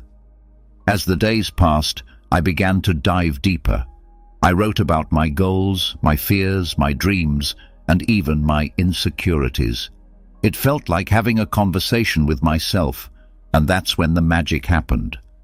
I started to notice patterns in my thoughts and behaviors. I realized that some of the things I worried about were completely out of my control, while others were areas where I could take actionable steps. One night, I wrote about a particularly stressful day at work. By putting my thoughts on paper, I was able to process my emotions better. I wrote about what specifically stressed me out, how it made me feel, and what I could do differently next time. This simple act of reflection helped me gain clarity and feel more in control of my emotions. Another powerful aspect of journaling was tracking my progress. I noted down small victories and milestones, no matter how minor they seemed. Looking back at these entries filled me with a sense of accomplishment and motivated me to keep pushing forward. For example, I wrote about a presentation I was nervous about and how I prepared for it. Seeing my preparation process and the positive outcome documented in my journal was incredibly encouraging. I also started a gratitude section in my journal. Every day, I wrote down 3 things I was grateful for. This practice shifted my focus from what was lacking in my life to appreciating what I already had. It was a simple yet profound shift that brought more positivity into my daily life. One particularly memorable entry was about a random act of kindness I experienced. A stranger helped me when I was struggling with my grocery bags. Writing about this act of kindness not only made me feel grateful, but also inspired me to pay it forward. Through journaling, I discovered a lot about myself, my desires, my fears, my strengths, and my weaknesses. It became a form of therapy, a way to untangle the complex web of thoughts and emotions that we all carry around. It provided a safe space where I could be completely honest with myself without fear of judgment. If you've never tried journaling, I highly encourage you to start. Don't worry about writing perfectly or having profound thoughts. Just write whatever comes to mind. It could be a stream of consciousness, a recap of your day, or reflections on a specific event. Give yourself the freedom to express whatever you're feeling. You might be surprised at how much clarity and peace it brings into your life. Remember, it's not about what you write, it's about the process of writing itself. Next up, mindful eating. This was a big one for me because, like many people, I used to eat on the go, barely paying attention to what or how much I was consuming. My meals were often rushed and distracted, eaten while scrolling through my phone or working on my laptop. I didn't realize how much this was affecting my overall well-being until I decided to give mindful eating a try for 1 week. Mindful eating is all about paying full attention to the experience of eating and drinking, both inside and outside the body. It's about savoring each bite, noticing the flavors, textures, and even the sounds of your food. So, I made a commitment to eat all my meals mindfully. I started by setting the scene for my meals. I cleared my dining table, set a nice place for myself, and removed any distractions. No phone, no TV, no laptop. At first, it felt a bit strange to sit quietly with my meal, but it quickly became a calming ritual. I began each meal with a few deep breaths to center myself and bring my focus to the present moment. One of the first things I noticed was how much more I enjoyed my food. I took the time to really taste and appreciate each bite. Foods I had eaten hundreds of times before suddenly had new, delightful flavors and textures that I had never really noticed. For example, the crunch of fresh vegetables and the sweetness of ripe fruit became much more pronounced. It was like experiencing food in high definition. Another major change was how much more satisfied I felt after meals. By eating slowly and mindfully, I gave my body time to signal when it was full. This was a big shift for me, as I used to eat quickly and often ended up overeating. By paying attention to my hunger and fullness cues, I found that I naturally ate less and felt more satisfied. One memorable experience was with a simple bowl of oatmeal. Normally, I would wolf it down without a second thought, but this time I took it slow, savoring the creamy texture and the subtle sweetness of the honey I drizzled on top. It became a moment of gratitude and mindfulness that set a positive tone for the rest of my day. I also started to notice how different foods made me feel. Heavier processed foods left me feeling sluggish and bloated, while fresh whole foods made me feel energized and light. This awareness led me to make healthier choices naturally, without feeling deprived or restricted. Another aspect of mindful eating is being aware of the emotional connections we have with food. I started to recognize when I was eating out of boredom, stress, or emotional comfort, rather than true hunger. This awareness was powerful. Instead of mindlessly snacking, I could address the underlying emotion. Maybe I needed a break, some relaxation, or a chat with a friend, rather than a bag of chips. There was one particular evening when I had a craving for something sweet after dinner. Instead of automatically reaching for dessert, I paused and asked myself if I was truly hungry or just seeking a reward after a long day. I realized I wasn't actually hungry and opted for a warm cup of herbal tea instead. It was a small victory that highlighted how powerful mindful eating can be. Incorporating mindful eating into my life was a transformative experience. It helped me develop a healthier relationship with food, improved my digestion, and even enhanced my overall sense of well-being. It's a habit I've continued beyond that initial week, and I can't recommend it enough. If you're interested in trying mindful eating, start with just one meal a day. Sit down without distractions, take a few deep breaths, and savor each bite. Pay attention to the flavors, textures, and how the food makes you feel. You might be surprised at how this simple practice can change your entire eating experience. It's a wonderful way to reconnect with your body and truly appreciate the nourishment that food provides. Now, habit 5, limiting screen time. This one was particularly challenging for me, and I suspect it might be for many of you as well. We live in a digital world, and it's so easy to get sucked into endless hours of scrolling through social media, binge-watching shows, or checking emails.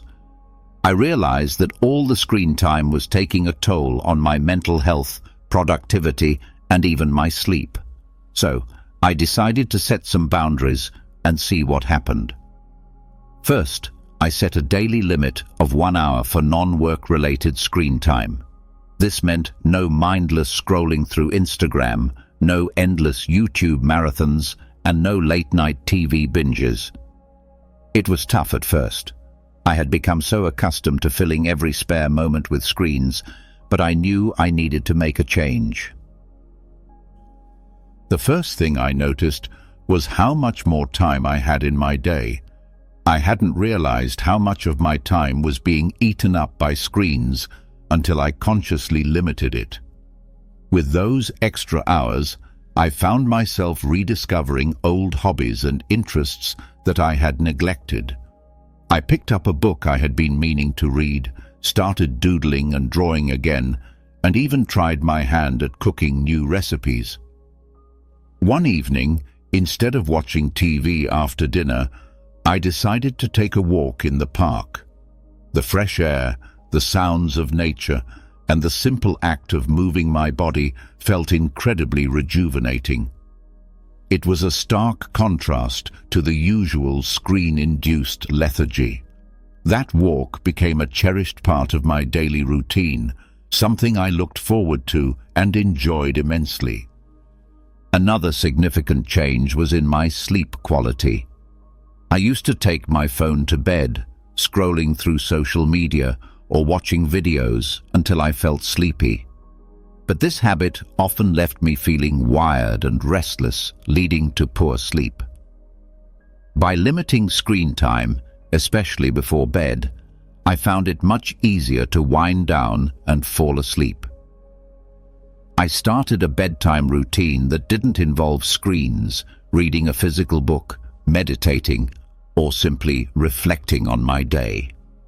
This change led to deeper, more restful sleep and made a huge difference in my overall energy levels. I also noticed improvements in my mental health.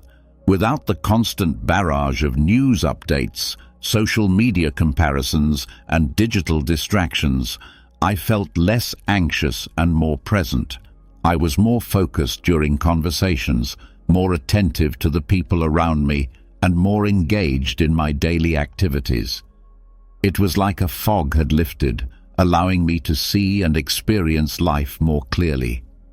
One particularly memorable day was when I spent an entire afternoon at a local cafe with just a notebook and a pen. I wrote down my thoughts, planned some goals, and even sketched a bit. It was such a peaceful and productive time, free from digital interruptions. I felt more connected to myself and my surroundings in a way that screens had never allowed. Of course, there were moments of temptation and slips along the way, but each time I noticed myself reaching for my phone out of habit, I gently reminded myself of the benefits I was experiencing and redirected my focus to something more fulfilling. Limiting screen time isn't about completely eliminating technology from your life. It's about creating a healthier balance and being more intentional with your time. If you're feeling overwhelmed or disconnected, I encourage you to try setting some screen time boundaries. Start small, maybe with an hour less each day, and gradually increase it. Use that extra time to reconnect with yourself, your loved ones, and the world around you. You might be surprised at how much richer and more fulfilling life can be when you step away from the screens and engage more with the real world. All right, everyone, that wraps up our journey through the 7 habits that dramatically changed my life in just 1 week. It's been an incredible experience, not just implementing these habits, but also sharing them with you. Each of these habits has the power to bring about significant positive changes, and I truly believe that if they worked for me, they can work for anyone. If any of these habits have inspired you, I encourage you to try them out for yourself. Start small, maybe with just 1 habit, and see how it feels.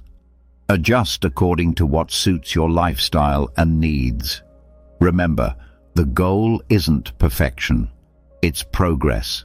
It's about making small, manageable changes that, over time, lead to substantial transformation. Let's get real. Most people are too afraid to tell you to your face that they don't like you. Instead, they hide behind fake smiles, hollow compliments, and forced politeness. I've been there too, thinking someone was a friend, only to find out they were secretly hoping for my downfall. It's brutal, but here's the truth. If you don't recognize the signs, you'll end up wasting your time and energy on people who deep down can't understand you. So, let's cut through the BS and talk about the signs that someone dislikes you but is hiding it. You might not like what you hear, but it's better to face the truth than live in denial. 1. They're always joking about your flaws. We all know that one person who loves to joke, especially when the joke is at your expense. They'll pick at your quirks, mistakes, and imperfections, always with a smile, saying, "I'm just messing with you." At first it seems harmless, but let's be honest. These jokes are often more than just playful banter. They're calculated digs cleverly disguised as humor, meant to chip away at your self-esteem bit by bit. I remember a time when I was close to someone who always had something to say about me. How I dressed, the way I spoke, even the projects I was working on. At first, I laughed it off, thinking it was all in good fun. But over time, I noticed a pattern. The jokes were always aimed at my perceived weaknesses, never at my strengths. It wasn't long before I started second-guessing myself, wondering if maybe I was the problem. Here's where the controversy kicks in. People who consistently joke about your flaws aren't doing it out of affection. They're testing the waters to see how much disrespect you'll tolerate. It's a subtle form of manipulation, a way for them to assert dominance while keeping you in your place. They're telling you, in no uncertain terms, that you're beneath them. The most insidious part is that they get away with it because we've been conditioned to believe that if we can't take a joke, we're the ones with the problem. But let's flip that script. I'm here to tell you that there's nothing wrong with standing up for yourself when a joke crosses the line. In fact, it's essential. You deserve to be around people who lift you up, not those who knock you down for a cheap laugh. True friends don't need to point out your flaws to feel better about themselves. They celebrate your strengths and help you work through your weaknesses without making you the butt of the joke. I've seen it happen time and again. People who let these kinds of jokes slide, thinking it's easier to keep the peace than make waves. But here's the deep truth. Allowing others to disrespect you, even in jest, is a slippery slope. It starts with small comments, but over time those jokes can wear you down, making you question your worth. The more you allow it, the more they'll push until you're left doubting yourself, all because you didn't want to seem too sensitive. I had to learn this lesson the hard way. I realized that by laughing along, I was giving them permission to keep going. I was complicit in my own disrespect. It wasn't until I started setting boundaries and standing up for myself that I noticed a change, not only in how they treated me, but in how I began to see myself. I stopped allowing their words to define me and started taking control of my own story. Here's my advice. The next time someone makes a joke at your expense, don't just brush it off. Ask yourself, is this really funny, or is there something deeper going on here? If it's the latter, don't be afraid to call them out. It might feel uncomfortable, and it might even end the friendship, but your self-respect is worth more than someone else's misguided attempt at humor. Life is too short to be surrounded by people who don't value you. If their version of friendship is constantly putting you down, it's time to seek out new friends. True friends don't need to bring you down to feel good about themselves. So, stand tall, speak up, and never let anyone reduce you to a punchline. 2. They give compliments that feel like insults. We've all experienced it. Someone offers you a compliment, but instead of feeling uplifted, you're left with a bitter taste, like you've been slapped with a velvet glove. It's the kind of compliment that makes you pause and wonder, was that really a compliment or an insult? And here's the harsh truth. Often, it's a mix of both. These backhanded compliments are a subtle tactic used to undermine you while pretending to be kind. I remember a time when I was proud of a big project I had worked on. After putting in countless hours of effort, I finally shared it with a group of colleagues. One of them, someone I thought had my back, said with a smile, "Wow, this is actually pretty good for someone like you." At first, I was stunned. On the surface, it seemed like a compliment, but those last words, "for someone like you," hit me like a ton of bricks. What did that even mean? Was I not expected to do good work? Here's the problem. These so-called compliments aren't meant to lift you up. They're a way to keep you in your place. It's a subtle power play where the person giving the compliment is asserting their superiority while making you doubt your own abilities. What they're really saying is, "I see you trying, but you'll never be as good as me."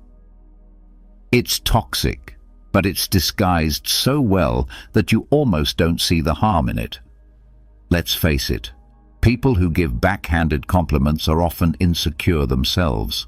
They see your strengths and potential, and it intimidates them.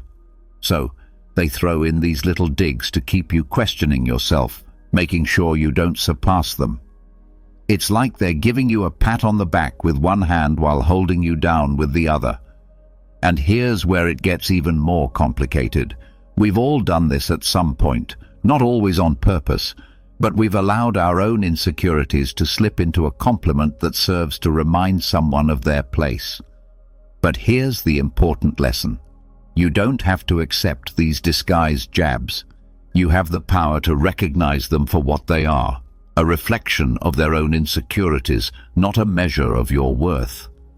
When someone says, "You're smarter than you look," or "This is good considering you're new at this," don't just take it. Call them out on it, even if it feels awkward. Because if you don't speak up, you allow others to control how you view yourself, and that's a power you should never give away. Over time, I learned to recognize these backhanded compliments for what they truly are, reflections of someone else's insecurities. When you see them this way, they lose their sting. Instead of taking it personally, you can almost laugh it off, because their words reveal more about them than about you. Now, when I receive a backhanded compliment, I don't just let it pass. I'll respond with something like, "Thanks, but what do you mean by that?" This forces them to face the insult hidden in their words, and it often catches them off guard. They suddenly realize you're not falling for their game, and it's incredible how quickly their attitude shifts. The key takeaway: don't let anyone's subtle negativity define who you are. Whether it's a well-meaning friend, a jealous colleague, or even a family member, your worth is never up for debate. Compliments should elevate you, not bring you down. If their words make you doubt yourself, it's time to question their intentions. Life's too short to waste on people who can't celebrate your successes genuinely. Surround yourself with those who see your value and are willing to remind you of it without hidden agendas. 3. They subtly exclude you from plans.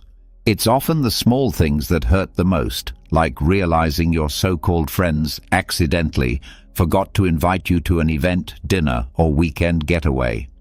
They'll say it was an oversight, a last-minute thing, or worse, assume you were too busy anyway. But let's be real, these aren't accidents. This is a form of social exclusion, and it's a clear sign that you're not as valued as you think. I've been there too many times. I remember checking my phone one weekend and seeing pictures of friends enjoying an event I would have loved to attend. The kicker? Not a single person mentioned it to me beforehand.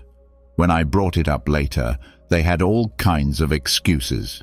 "We thought you were busy," or "It was a last-minute plan." But deep down, I knew the truth. If they really wanted me there, they would have made sure I knew about it. Here's where it gets tricky. This type of exclusion isn't just thoughtless, it's intentional. It's a way of sending a message without saying anything directly. They don't want you there, but don't have the courage to say it. Instead, they hope you'll quietly fade out of the group without making a fuss. It's passive-aggressive and cowardly, but unfortunately, it's also all too common. People rarely talk about this because it's easier to pretend it's not happening. It's easier to convince yourself it was just a mistake, rather than face the painful reality that you're being pushed out. But here's the thing. If you keep accepting these excuses, you're giving them the power to continue excluding you. You're letting them decide your place in their lives, rather than taking control of your own story. I had to learn this the hard way. For a while I kept quiet, hoping I'd be included next time. But then I realized that by staying silent, I was allowing myself to be treated as an afterthought. So I did something bold. I began confronting them about it. I'd ask, "Hey, I saw you all went out last weekend. Why didn't anyone invite me?" It wasn't easy, and it definitely created some tension, but it forced them to face their behavior. And the result? The dynamics shifted. Some became defensive, while others tried to make amends. But the message was clear. I wasn't going to let them exclude me without standing up for myself. Here's the important lesson. If people truly value you, they'll make the effort to include you, no matter how last-minute the plans may be. If they don't, then it's time to reassess the worth of those relationships. You deserve to be surrounded by people who don't make you feel like you're always chasing their approval or attention. Real friends don't forget to invite you. They make sure you're there because they genuinely enjoy your company. So, if you find yourself being subtly excluded from plans, don't just let it slide. Confront the issue, ask the tough questions, and be ready for answers, even if they're not what you want to hear. Because in the end, it's better to know where you stand than to keep wondering why you keep getting left out. And remember, you're not a backup option. You're a priority. Surround yourself with people who treat you as one. 4. They're busy, but only when it's you. We've all heard the excuse, "I'm so busy these days, sorry I can't hang out." It's the perfect excuse. Who isn't busy? But what happens when a pattern emerges? They're always free for others, posting pictures from outings, catching up with mutual friends. Yet when it's your turn, they're suddenly swamped. Here's the reality. They're not too busy. They're just too busy for you. I've experienced this frustration more than I care to admit. I remember reaching out to a close friend, trying to set up time to catch up. Every time I suggested something, they had an excuse. "I'm working late.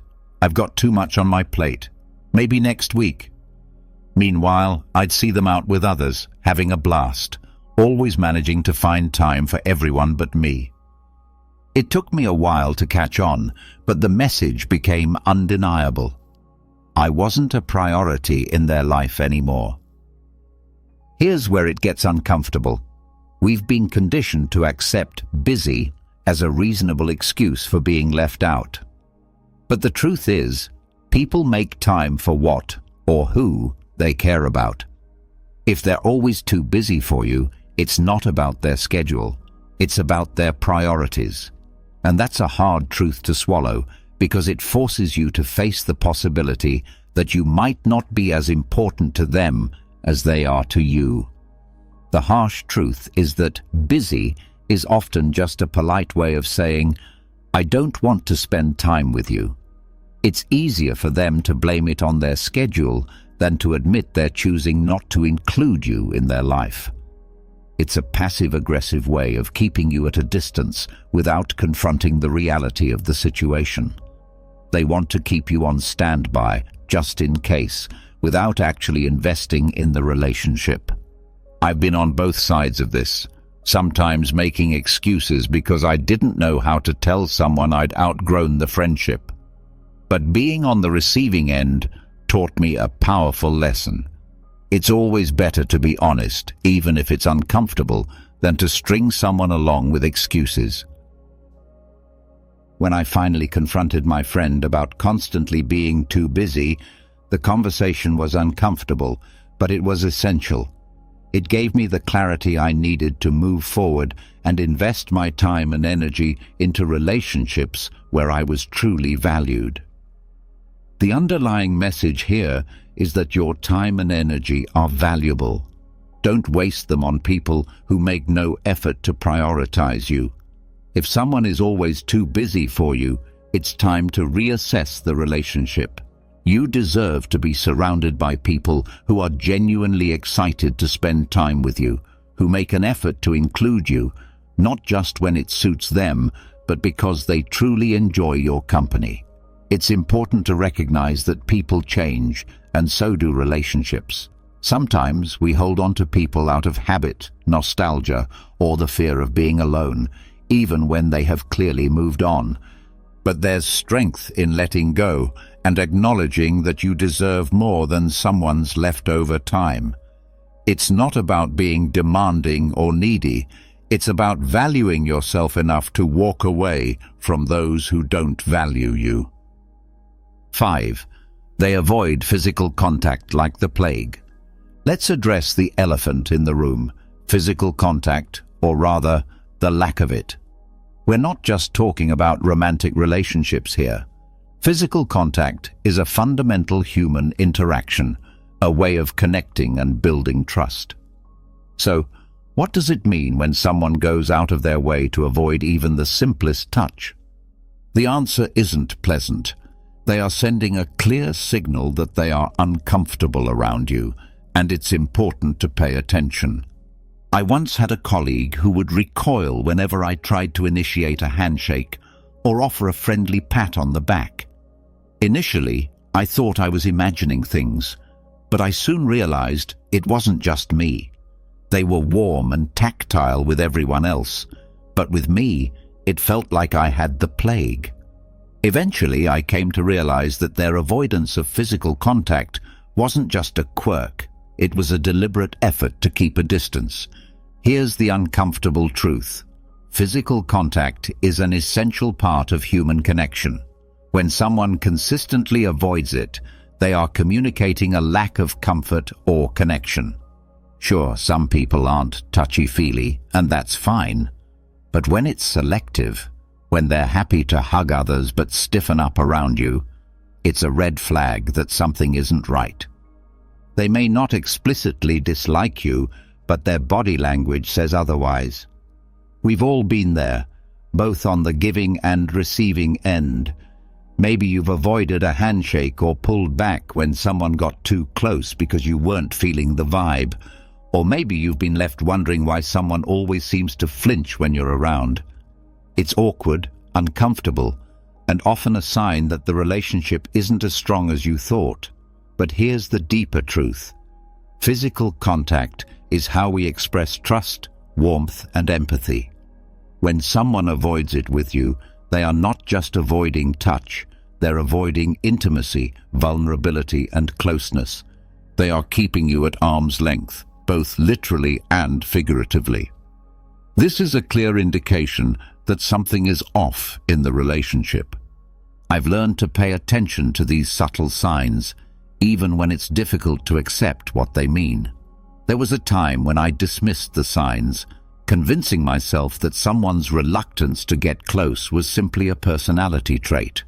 However, the more I reflected on it, the more I realized that it was about me and the nature of our relationship. When I finally addressed the issue, it led to some tough conversations, and in some cases, the end of the relationship. But ultimately, it freed me from the frustration of wondering why things felt off. The deep message: don't ignore the signs. When someone avoids physical contact with you, it's more than just a preference. It's a reflection of their comfort level and connection with you. If you start noticing this pattern, don't hesitate to bring it up. It could lead to a deeper understanding or reveal that the relationship isn't as strong as you thought. In either case, it's better to face the truth than to live in denial. You deserve relationships where physical contact isn't something to be avoided, but something that happens naturally and comfortably. Whether it's a friendly hug, a handshake, or simply sitting close without feeling awkward, these small gestures are crucial for building trust and connection. If someone consistently avoids them, it's a sign that something is wrong. Don't be afraid to ask the difficult questions, and if necessary, make tough decisions. Life is too short to be surrounded by people who keep you at a distance, both literally and figuratively. 6. They disappear when you need support. Let's face it, nothing truly reveals the nature of a relationship like a crisis. When times get tough, you find out who your real friends are. So, what does it say about someone when they disappear just when you need them most? It's not just flakiness. It's a glaring sign that they're not as invested in you as you might have thought. I learned this the hard way during a particularly challenging time in my life. I was dealing with a major personal issue that deeply affected me. Naturally, I turned to the people I considered close friends, hoping for some support, even if it was just a simple text or call. But instead, I got silence. The people I thought would be there for me suddenly had every excuse in the book. I'm swamped at work. Sorry, I'm really busy right now. I'll check in later. Spoiler alert, they never did. Here's the controversial part. Many people love to say they'll always be there for you, but when the going gets tough, they're only around for the good times.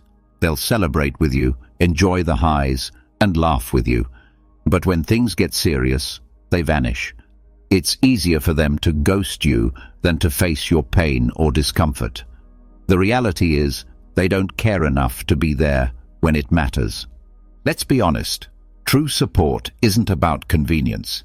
It's about being there when it's hard, when it's uncomfortable, and when you'd rather not.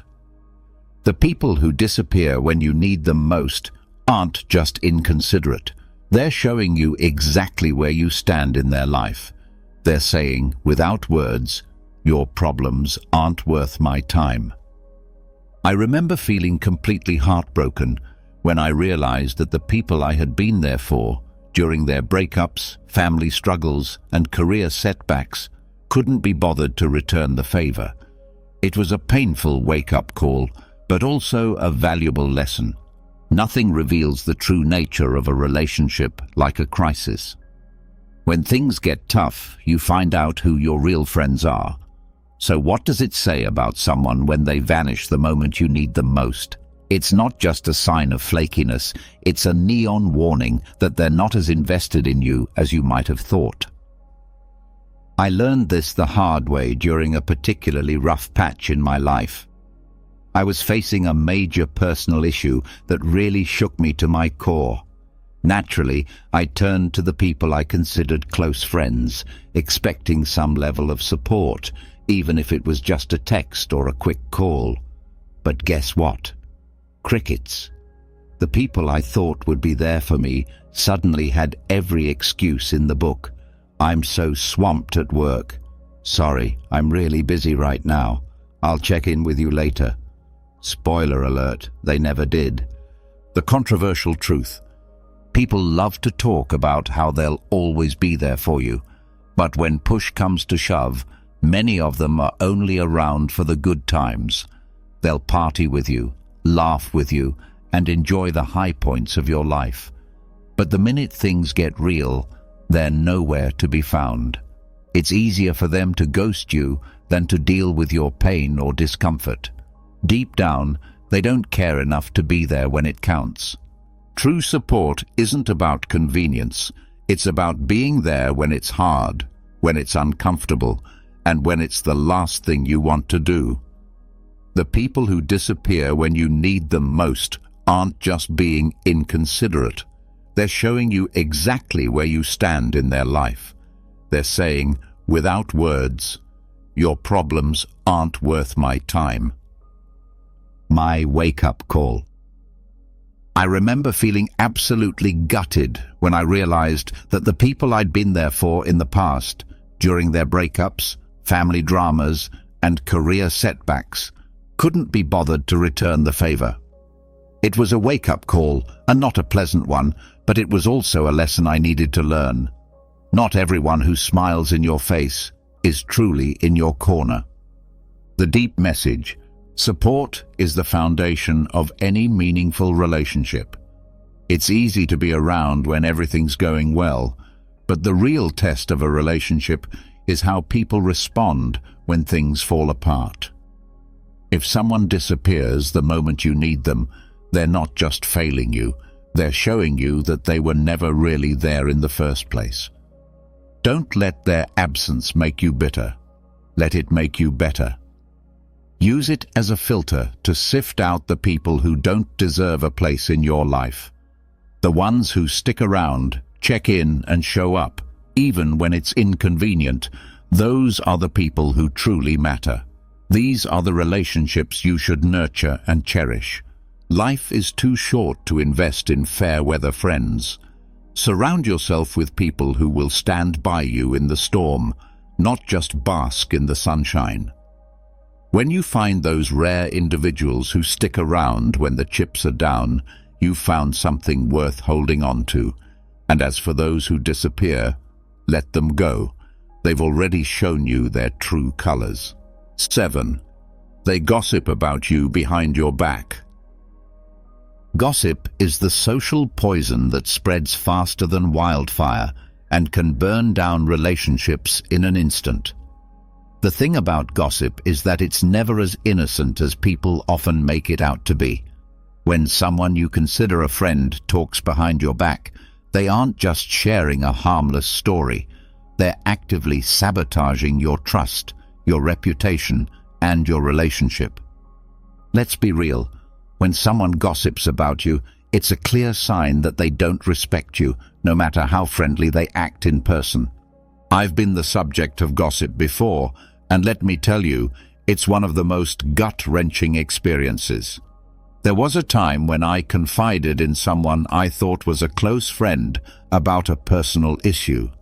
I trusted them to keep it between us, to unload some of the weight I was carrying. But within days, details of that conversation started circulating, twisted and exaggerated. It was like a game of telephone, but instead of the message getting lost, it was being weaponized against me. The person I trusted turned my vulnerability into entertainment for others. People who gossip about you aren't just venting or sharing concerns. They're playing a power game. Gossip is a way for them to elevate themselves while putting you down, all without having to confront you directly. It's cowardly, manipulative, and toxic. They're not just damaging your reputation, they're damaging the very foundation of trust that any real relationship is built on. Let's get one thing straight. People who gossip about others to you will gossip about you to others. It's a pattern, not a one-time thing. I've seen it happen too many times to count. Someone who loves to spill the tea on everyone else will suddenly go quiet when they're around you. Guess what? They're probably spilling your tea when you're not around. Gossip is the worst kind of betrayal because it's done in the shadows without giving you the chance to defend yourself or even know what's being said. I remember confronting the friend who gossiped about me, expecting some sort of apology or at least an explanation. Instead, they brushed it off, acting like it was no big deal, just a bit of harmless talk. But here's the truth. Gossip is never harmless. It's a betrayal, plain and simple, and it says far more about the person spreading it than it does about the person it's about. In the end, it's crucial to recognize the red flags in your relationships, whether it's people disappearing when you need them most or gossiping behind your back. These actions are clear signs that something isn't right. Confronting these issues, although uncomfortable, will help you focus on the relationships that truly deserve your time and energy. Have you ever been stopped by someone who just couldn't believe your age? Maybe they thought you were years, if not a decade, younger than you actually are. At first, it might seem like just a compliment. But what if I told you that looking younger than your age isn't just about good genes or skin care? It's a sign, an indicator of something much deeper, something hidden within your psychology, your mindset, and even your life choices. People who look younger often share distinct psychological traits, and today I'm about to reveal what they are. If you've ever been told you don't look your age, pay close attention because this might explain why. Before we begin, make sure to hit that like button and subscribe because I'll be sharing more eye-opening content like this and you don't want to miss out. 1. You have an unbreakable spirit. Have you ever noticed how some people go through the worst storms in life, yet still manage to look untouched by time? They face heartbreak, betrayals, financial struggles, and personal losses. But when you look at them, you'd never guess the battles they've fought. Their secret, an unbreakable spirit. Your mind controls your body more than you think. The weight of stress, anxiety, and emotional burdens doesn't just exist in your thoughts. It carves itself into your skin, your posture, and even the way you carry yourself. People who seem to defy aging are not just lucky. They have learned how to master their emotions instead of letting their emotions master them. They understand one of life's most brutal truths. Stress is a silent killer, and it doesn't just take away your peace, it takes away your youth. Look at those who age prematurely. More often than not, they are people who have allowed stress to consume them. They dwell on their failures, hold on to grudges, and live in a constant state of worry. This mental state forces the body into survival mode, increasing cortisol levels, the stress hormone responsible for wrinkles, dull skin, and overall exhaustion. It doesn't just make you look older, it makes you feel older too. But then there are those who refuse to let stress dictate their lives. No matter what happens, they get back up. They take the blows, but they don't let the bruises remain. They have this deep-rooted resilience, a kind of mental toughness that keeps them from drowning in negativity. And guess what? Their faces reflect that strength.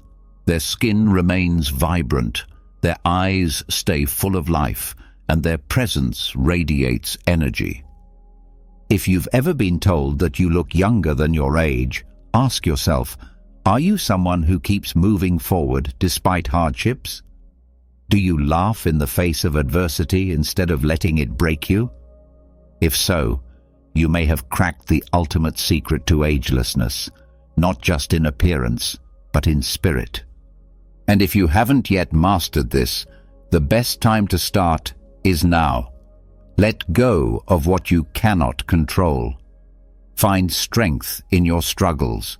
Refuse to be defeated, because while life will try to wear you down, only you have the power to decide whether it leaves a mark on your soul or your face. 2. You embrace change instead of fearing it. Have you ever met someone who, despite their age, has this unstoppable energy, the kind that makes you question if time even affects them? They move through life with excitement, curiosity, and openness that seems almost childlike. These are the people who have discovered the ultimate key to staying young, embracing change instead of fearing it. Stubbornness is one of the fastest ways to age, mentally, emotionally, and physically. When people resist change, they trap themselves in cycles of stress, frustration, and stagnation. Their minds grow rigid, their habits repetitive, and their bodies begin to reflect the weight of their unwillingness to adapt. This resistance doesn't just affect their mood, it manifests in their posture, their expressions, and even the way they carry themselves. You've probably seen it. The frown lines, the stiffness, the energy of someone who is simply existing rather than truly living. Now think about those who seem ageless, even in their 50s, 60s, or beyond. They are the ones who don't let time define them. Instead of clinging to the past, they welcome new experiences. Instead of saying, "I'm too old for this," they say, "Why not?" They are lifelong learners, willing to grow, evolve, and try things outside of their comfort zone. This flexibility isn't just good for the soul, it's a powerful anti-aging weapon. Science backs this up. People who constantly learn new skills, explore different ideas, and remain socially and intellectually engaged maintain stronger brain function and healthier bodies.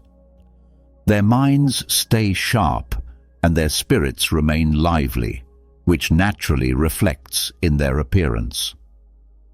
There's a certain glow to someone who embraces life with open arms. Their faces don't carry the heaviness of regret or the stiffness of resistance. Instead, they radiate a youthful energy that is undeniable. So if you ever wonder why some people look much older than they are, while others seem to defy time, look at their attitude toward change. Those who resist it age faster, both inside and out. But those who flow with life, who see every twist and turn as an adventure, remain youthful not just in looks, but in spirit. The truth is, aging isn't just about the passing of years. It's about how you respond to the changes that come with them. If you refuse to evolve, you will feel old long before your time. But if you embrace the unknown, stay curious, and never let yourself grow mentally stiff, you will carry an energy that makes people wonder, what's your secret? 3. Your mind is always curious. Have you ever met someone whose energy is so vibrant, so alive, that they seem untouched by time? They could be 40, 50, or even 60, yet they have the spark of someone half their age. What's their secret? It's not just good genetics or a fancy skincare routine. It's their curiosity. Most people assume that youth is only about how you look, but that's a lie. True youth starts in the mind. The moment you stop being curious, stop asking questions, stop learning, you start aging in ways that no anti-aging cream can fix. A dull mind leads to a dull body. People who let life become repetitive, who settle into routines without ever exploring new things, slowly lose the energy that once made them shine. You can see it in their posture, in their tired eyes, in the way they speak. They aren't living, they're simply existing. Now contrast that with someone who is endlessly curious.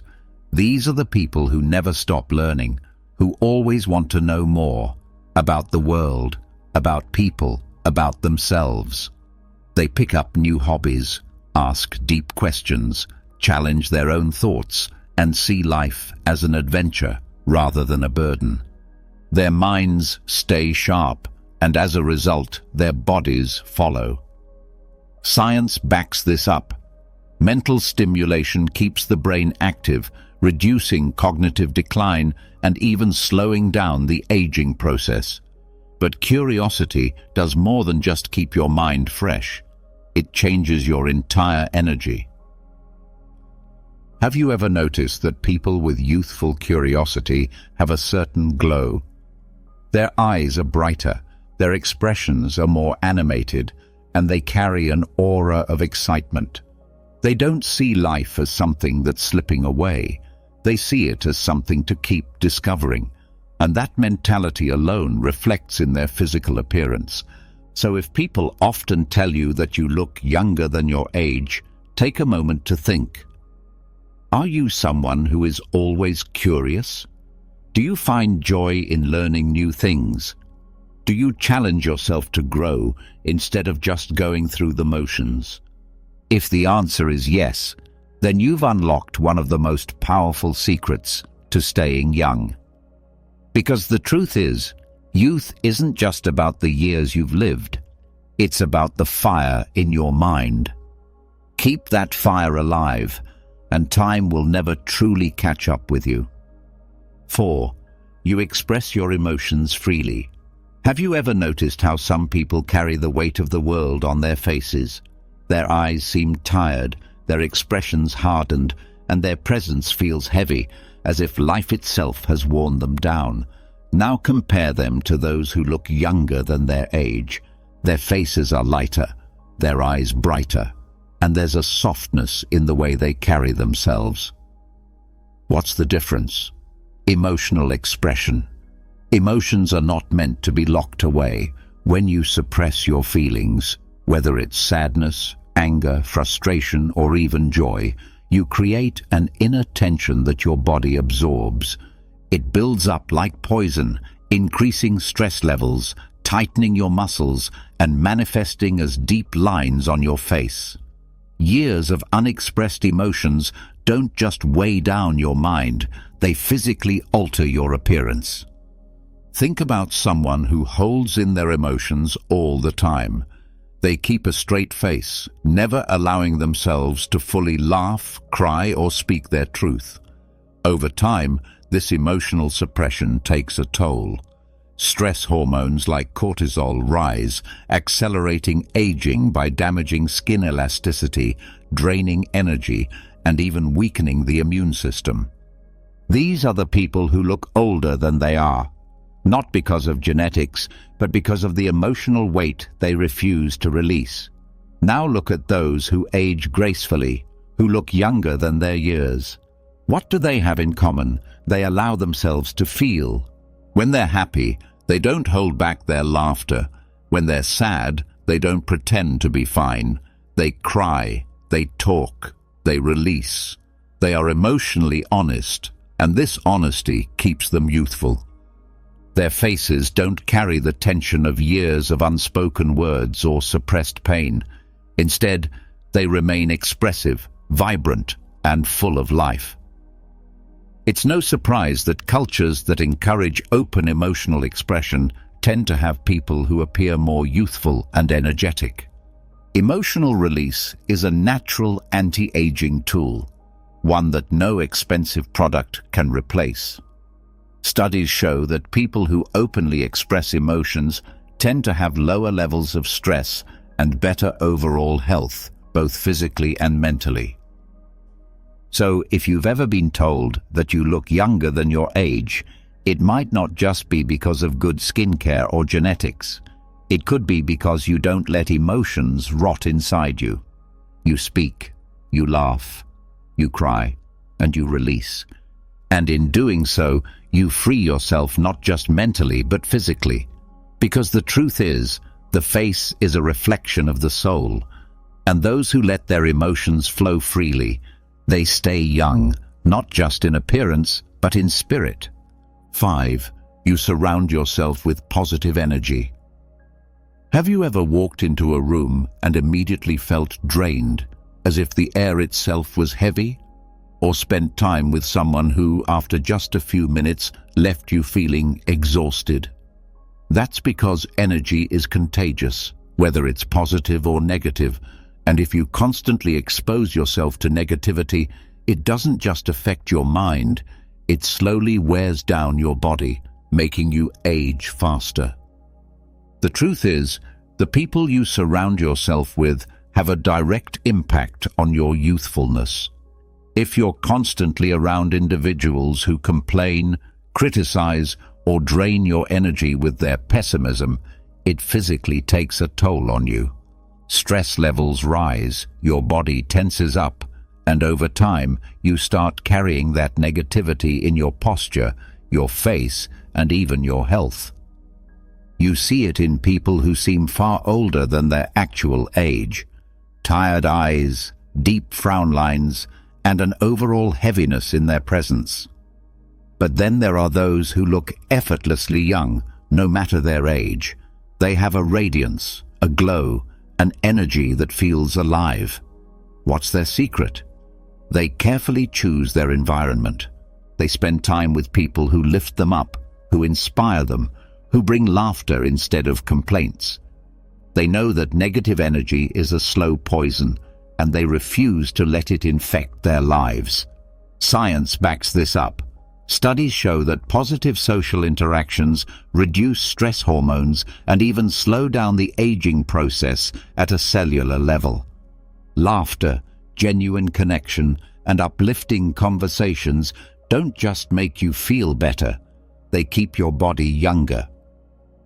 Ever wonder why some people seem to glow with youth despite their years? It's because they surround themselves with people who fill them with life, not drain it from them. Look around you. Are the people in your life adding to your energy or taking from it? If you find yourself constantly surrounded by negativity, It might be affecting you in ways you don't even realize. But the good news is, you have the power to change it. Choose positivity, and your body will thank you for it. Because at the end of the day, youth isn't just about how you look. It's about the energy you carry. And that energy is shaped by the people you allow into your world. So if you've been told that you look younger than your age, it might not just be luck. It could be a sign that you've surrounded yourself with the kind of energy that keeps you truly alive. 6. You live with passion and purpose. Have you ever looked at someone and thought they looked tired of life? Their face lacks expression, their posture is heavy, and their energy feels drained, as if they're just going through the motions, waiting for time to pass. Now contrast that with someone who radiates life, someone who speaks with excitement, whose eyes light up when they talk about their dreams, whose presence feels electric. The difference? Passion, purpose, a reason to wake up every morning. People who lack passion often appear older than their years. When life feels empty, when there's nothing exciting on the horizon, it shows. The human body reacts to emotional stagnation just as much as it reacts to physical inactivity. When you're disconnected from your purpose, your mind becomes dull, your spirit dims, and your body follows. The result? A face that looks tired, aged, and uninspired. But then there are those who glow with youthful energy, no matter their age. They don't wake up dreading the day. They wake up driven, excited, ready to create, build, and experience. This passion fuels them from the inside, and it reflects outward. You can see it in their expressions, in the way they move, in the way they carry themselves, with enthusiasm and vitality. And the science backs it up. Studies show that having a sense of purpose reduces stress, lowers inflammation, and even extends lifespan. When you're actively pursuing something that excites you, whether it's a career, a hobby, or a personal mission, your brain produces more dopamine and serotonin, the very chemicals responsible for happiness and youthful energy. These chemicals keep your skin glowing, your body active, and your spirit alive. If you've been told you look younger than your age, it might not be just genetics. It could be because you have something that fuels your soul, something that gives you a reason to keep pushing forward with excitement. So ask yourself, are you just existing, or are you truly living? Because if you're lost in routine, uninspired and stagnant, it's not just your mind that suffers. Your body will show it too. But if you have passion, if you have a goal that ignites your spirit, you will carry an energy that defies age itself. Because in the end, youth isn't about how many years you've lived. It's about how alive you feel inside. And those who live with passion, they never truly grow old. 7. You let go of the past. Have you ever seen someone who carries the weight of their past on their face? Their eyes seem distant, their expression tired, as if they are trapped in memories they can't escape. The truth is, holding on to regret, resentment, or guilt doesn't just affect your mind, it physically changes you. It burdens your body, increases stress, and over time, it makes you age faster than you should. The past is heavy. Every unresolved conflict, every painful memory, every mistake you replay over and over again. It all takes a toll on your health, both mentally and physically. Stress hormones like cortisol rise when you dwell on things you can't change, and over time, they lead to premature aging, wrinkles, and even illness. People who hold on to bitterness often develop a hardened, worn-out look, as if life itself has drained them. And in a way, it has. But then there are those who seem light, vibrant, and effortlessly young, no matter their age. What's their secret? They don't let the past define them. They've made peace with what's behind them. They understand that carrying old pain only hurts them, not the people who caused it. Instead of clinging to regret, they focus on the present. Instead of living in past mistakes, they choose growth, healing, and freedom. Science supports this. Studies have shown that people who practice forgiveness and mindfulness have lower levels of stress, better immune function, and even a longer lifespan. When you let go of grudges and regrets, your body follows suit. It releases tension, repairs itself, and allows you to maintain a youthful, radiant presence. If you've been told that you look younger than your age, it might not be just genetics. It could be because you refuse to let the past weigh you down. You've chosen to live in the moment, to move forward instead of looking back. And that mindset, it keeps you young inside and out. So ask yourself, what are you still holding on to? Is it anger, guilt, resentment? Whatever it is, it's not just hurting your soul, it's aging you. But the moment you decide to let go, to stop carrying what no longer serves you, you'll feel something incredible. Lighter, freer, younger. Because in the end, the past is a burden, and those who release it, they carry a glow that time can't touch. So if you've ever wondered why you look younger than your age, now you know. It's not just about genetics, but about your mindset, your lifestyle, and your energy. And if you don't look younger yet, maybe it's time to adopt these powerful psychological habits. All right, let's get real. Ever notice how some people just love to test your boundaries? They interrupt, make passive-aggressive comments, or act like your time and feelings are optional, and we're supposed to just smile and let it slide? Not today. If you're done putting up with people who don't respect you, this video is for you. Today, I'm breaking down brutally honest, maybe even a little controversial, ways to handle disrespect without losing your cool and without sacrificing your self-respect. So buckle up, because by the end of this, you'll have every tool you need to show people exactly where the line is drawn. Let's dive in. 1.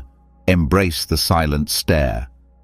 Let's start with one of my all-time favorite slightly savage techniques, the silent stare. Now, you might be thinking, really? Just staring? Yes, trust me on this. When someone's being openly rude or disrespectful, nothing throws them off more than a long, calm, completely unbothered stare. People who disrespect others are usually looking for a reaction. They want you to stammer, get flustered, maybe even snap back. They're looking to drag you into their drama, to make you question yourself or feel small. But when you just look at them, no words, no expressions, just steady eye contact, suddenly the power dynamic flips. Now I get it. This might sound a little passive-aggressive, but hear me out. There's something deeply unsettling about someone who doesn't give the reaction they were expecting. When you hold a steady, silent stare, you're saying without a word, I'm not playing this game with you. It's a way of reclaiming control without even lifting a finger, and sometimes that silent stare is the clearest, most powerful no you'll ever say. Let me tell you about a time this technique worked like magic. I was in a group meeting where one guy kept talking over me, cutting me off like he was on a mission. You know the type, loud, overconfident, thinking everyone's there to listen to his wisdom. I tried interjecting. I tried being polite, but he wouldn't stop. So finally, I just looked at him. I leaned back in my chair, crossed my arms, and held his gaze. No blinking, no expression, just stared. For 5 solid seconds, I said nothing. You could feel the tension build, and the best part? Everyone else at the table started looking at him too, wondering what he'd do. You know what happened? He got uncomfortable. stumbled over his words, and suddenly looked anywhere but at me. He didn't interrupt me for the rest of the meeting. That silent stare did more than any words could have, and it didn't just stop his behavior in the moment. He actually started treating me with more respect after that, as if he'd finally realized I wasn't someone he could just bulldoze. Sometimes you have to show people who you are without saying a word. Let's dig a little deeper, because this is more than just a power move. When you embrace the silent stare, it's like a reminder to them and to yourself that you don't have to dance to someone else's tune. You don't owe anyone an emotional reaction, and you don't have to prove yourself to people who don't see your worth. This is about reclaiming your space, your peace, and your dignity. Too often, when someone is disrespectful, we feel an urge to defend ourselves, to make our case, or worse, to let it slide because we don't want to create a scene. But the silent stare, it's not about being aggressive. It's about showing that you're grounded, unbothered, and unapologetically in control of your own emotions. It's also about accountability. People who are used to disrespecting others often do it without even thinking. They've never been called out, never faced real consequences for treating others poorly. When you give them that silent, deadpan look, it's like you're holding up a mirror. Suddenly, they're left alone with their own behavior. You're not telling them they're wrong, you're showing them. And most people don't like to see themselves like that. That's why this works. I've noticed that the silent stare tactic does more than just get the other person to back off. It also strengthens your sense of self-worth. When you stand there silent and still, you're reminding yourself that their words or actions can't shake you. I used to be the type who'd nervously laugh off rude comments or try to explain myself when someone questioned my choices. But honestly, that just drained my energy and made me feel worse. Learning to just look at someone, to let that silence fill the room without backing down, was a game changer. It feels like a small act of defiance, a quiet but powerful declaration of self-respect.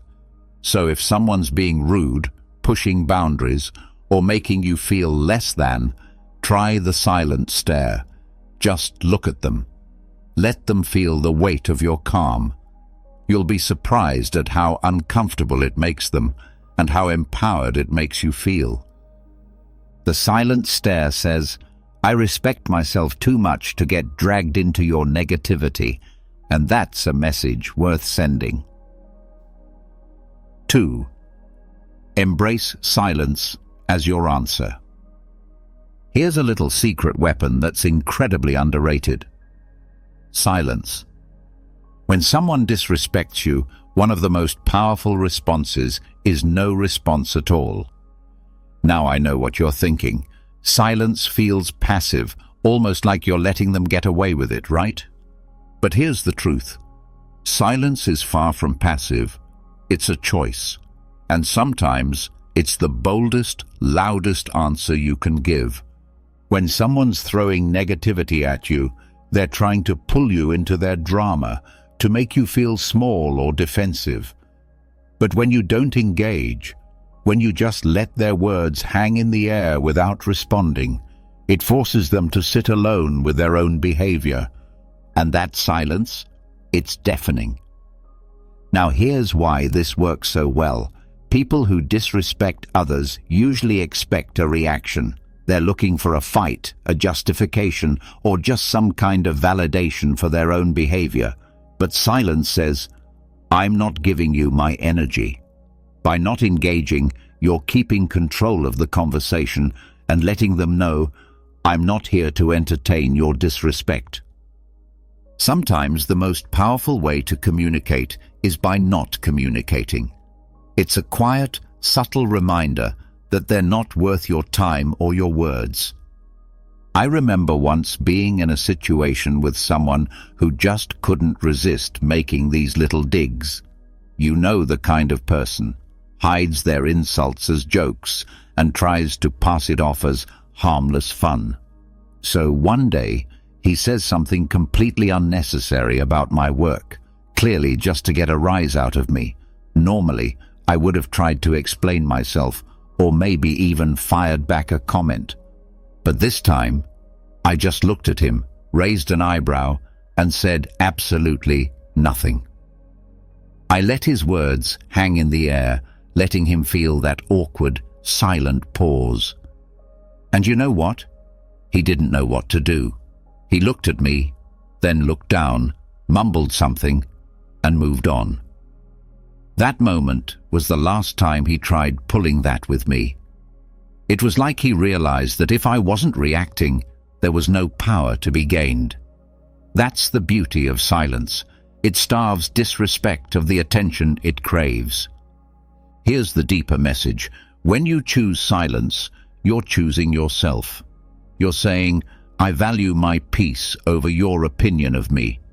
And that's not just empowering, it's revolutionary. So often, we feel pressured to respond, to explain ourselves, to defend our choices, or to prove our worth to people who frankly aren't interested in respecting us. But by embracing silence, you're refusing to play by their rules. You're taking a stand without lifting a finger. You're letting them know, you're not worth my words. It's not just about controlling the situation, it's about reclaiming your energy. Silence is like a filter. It keeps your peace intact by blocking out the negativity that others try to project onto you. The moment you stop feeling the need to respond to every rude comment or passive-aggressive jab, you free yourself. You stop giving people access to your inner world, and you start living on your own terms. I'll be real with you. Learning to use silence wasn't easy for me. I used to think that if I didn't defend myself, I'd look weak or passive. But I started noticing something interesting. Every time I responded to people who disrespected me, I'd end up drained and frustrated.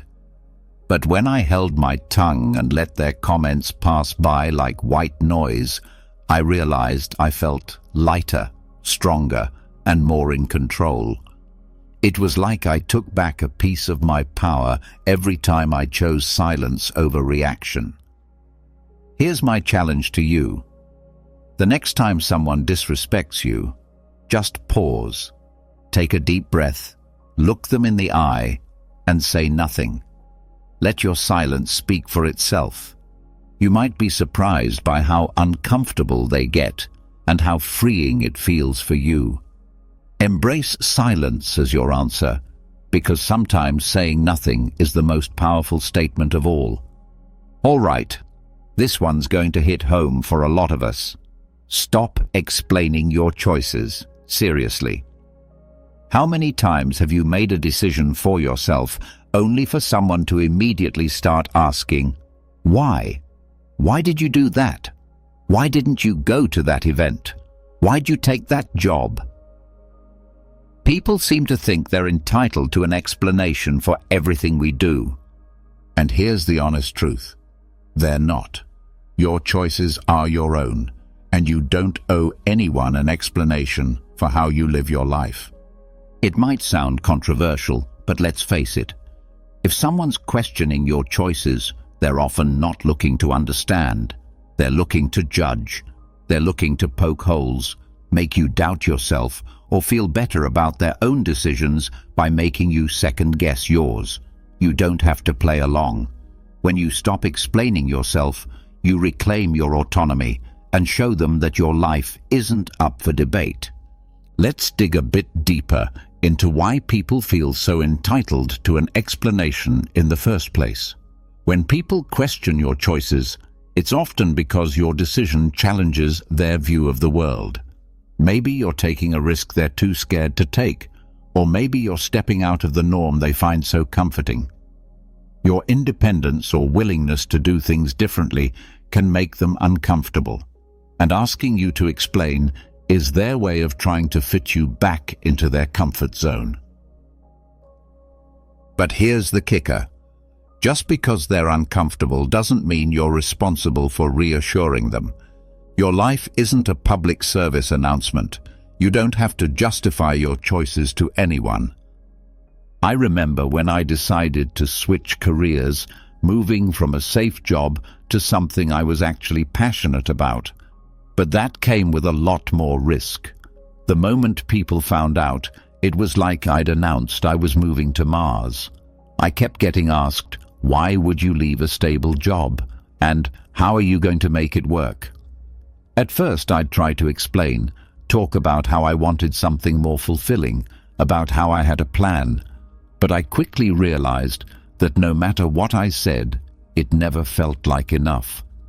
The more I explained, the more people questioned me, poking holes and making me feel like I needed to prove myself. Then one day, I decided to try something new. When someone asked, "But why would you leave that job?" I simply replied, "Because I wanted to." No extra details, no breakdown of my strategy, just a simple answer. And let me tell you, it felt amazing. The silence that followed was everything. People didn't know how to respond because I'd taken away their power to question my choices. And you know what? They eventually stopped asking. Here's the real beauty of not explaining yourself. It's freeing. It's you standing in your own truth, knowing that your decisions are enough simply because you've made them. When you stop justifying your actions, you give yourself permission to live authentically, without the weight of other people's expectations. You stop wasting your energy on explanations, and you start pouring it into actually living the life you want. There's a powerful lesson here. Your life doesn't need an audience vote. Not every decision has to be analyzed or approved by others.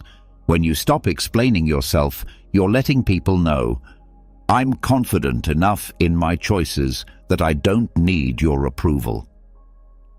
Think about it. When was the last time you saw a truly confident person breaking down their decisions for others? Probably never. Because people who own their lives don't need external validation. They know that the only approval that matters is their own. Look, I've been there. I used to be the person who'd give a full PowerPoint presentation on why I was doing something just to get people on board. But over time, I realized that explaining myself to everyone was only making me second-guess my choices. So I made a pact with myself. If someone asks me about a decision, I'll answer briefly, maybe give a sentence or two. If they push for more, I smile and move on. And you know what? Life got a lot lighter. The more I stopped explaining, the more confident I became in my own decisions. So here's my challenge to you. The next time someone questions your choices, resist the urge to explain. Just say, because I wanted to, or that's what felt right for me. Then let the silence speak. Watch how powerful that simple statement is. You'll feel stronger, more in control, and more at peace with yourself. And the best part, you'll realize that your choices don't need anyone else's stamp of approval. They're valid simply because you made them. Keep your distance. Let's be real. Sometimes the best way to handle people who don't respect you is to just keep your distance. I know it sounds harsh, maybe even a little cold, but here's the hard truth. Not everyone deserves a front row seat in your life, and if someone's consistently disrespecting you, one of the healthiest moves you can make is to give yourself some space from them. This doesn't mean you hate them or that you're being dramatic. It means you respect yourself enough to protect your energy. Keeping your distance isn't about being mean or ignoring people. It's about choosing where and how you spend your time and energy. Imagine your life as a limited access club. Not everyone gets a VIP pass. If someone's constantly crossing your boundaries, making you feel small, or just radiating negativity, why on earth would you keep them close? It's okay to step back. In fact, it's crucial. Distance can give you the clarity to see things as they really are, free from the fog of emotional manipulation or guilt. Think about it. When you keep people who disrespect you close, it's like inviting them to a mental and emotional buffet where they take, criticize, and judge as much as they want. And then we wonder why we feel drained, anxious, or frustrated. Giving yourself space from these people is an act of self-preservation. It's about protecting your mental health, preserving your peace, and making room for people who actually respect and uplift you. Letting go of the guilt around distancing yourself can be liberating. You're not obligated to keep disrespectful people in your orbit. I'll share a little story. I once had a friend who would always find a way to make snide comments about every choice I made, my career, my relationships, even my taste in music. At first I thought, well, that's just how they are. Maybe I'm overreacting. So I kept them around, kept trying to brush it off, thinking it wasn't that big of a deal. But over time, those little jabs started getting under my skin. I realized I was walking on eggshells, always bracing myself for the next criticism or the next joke that felt more like a punch. One day, I decided to try a different approach. I didn't make a big announcement or call them out. I just started limiting my time with them. Instead of seeing them every week, I'd see them maybe once a month. And guess what? I felt lighter. I felt freer. And in that space, I realized just how toxic that friendship had become. Distancing myself gave me the mental clarity to see that I deserved better friends. Friends who would build me up instead of tearing me down. Here's the thing. Some people are going to tell you that keeping your distance is selfish. They'll say, but they're family, or you've been friends for years. It can feel uncomfortable, maybe even a little taboo, to admit that someone you know well just isn't good for you. Society tells us to be loyal, forgiving, and nice, but at what cost? Here's a little secret. Protecting your peace isn't selfish, it's necessary. You're not here to be anyone's emotional punching bag or their constant source of validation. Sometimes the best way to show someone you've had enough is by simply stepping back. Here's where it gets deep. Keeping your distance is a powerful reminder that you are your own priority. You don't have to play the role someone else has assigned to you. You don't owe anyone access to your mind, your time, or your emotions. When you put a little space between yourself and disrespectful people, you're making a statement. Your well-being comes first, and that's not just self-care, it's self-respect. Distance also gives you the chance to focus on the relationships that matter, the ones that genuinely uplift you. Think about it. The more time you spend around people who respect you, the more confident and fulfilled you feel. The less time you spend around those who tear you down, the less room they have to impact your thoughts, your mood, and your life. I used to feel so guilty about distancing myself from people, even if they weren't treating me well. I'd think, what if they think I don't care? Or maybe I'm overreacting. But over time, I learned that distancing myself wasn't just about removing negativity, it was about creating space for growth. When I started giving myself permission to distance from disrespectful people, I felt a new kind of freedom. I had more energy, more peace, and a clearer vision of who I wanted in my life. So, here's my challenge to you. Think about the people in your life who constantly disrespect you, who make you feel small or drained. Then ask yourself, do they really deserve this much access to me? Hold your head high. All right, let's talk about an old-school classic that never goes out of style. Holding your head high. Now, I know this might sound like generic advice, but trust me, This one is pure gold when dealing with people who don't respect you. Here's the thing. When someone is disrespectful, they're banking on making you feel small. They want you to doubt yourself, to lower your eyes, to shrink into yourself. But when you stand tall and hold your head high, you're saying, without a word, I know exactly who I am, and nothing you say or do will make me feel less. Here's what's powerful about this. Confidence makes people uncomfortable, especially people who disrespect others. Why? Because they rely on the idea that their words or actions have the power to influence you, to control you in some way. When you refuse to let their disrespect touch you, when you literally stand taller and hold your head up high, you're showing them that they don't have the power to bring you down. You're unbreakable, and people who thrive on disrespect don't know what to do with that. It throws them off balance. It makes them question their power, not yours. I remember being in a situation with someone who just couldn't resist throwing little insults my way every time we met. You know the type. Always a smirk, always a joke that feels more like an attack. I used to try and brush it off, but honestly, it got to me. I found myself starting to dread being around them, feeling like I had to defend myself every time.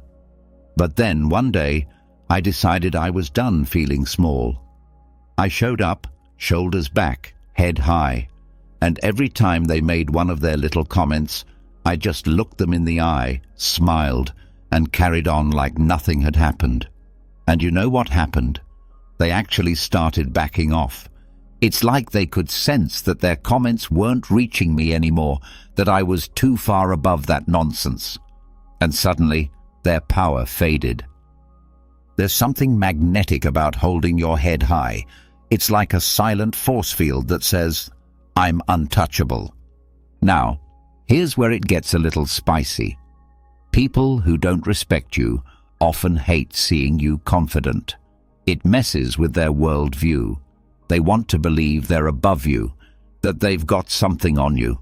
And when you walk around confidently, it disrupts that narrative.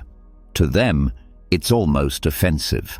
Society doesn't always know what to do with people who are unapologetically sure of themselves, especially when they refuse to let others' negativity define them. And let's be real, that can make you a bit of a target. But here's the thing. Holding your head high isn't about them. It's about you. It's about living as if you're fully aware of your worth, as if you've got nothing to prove.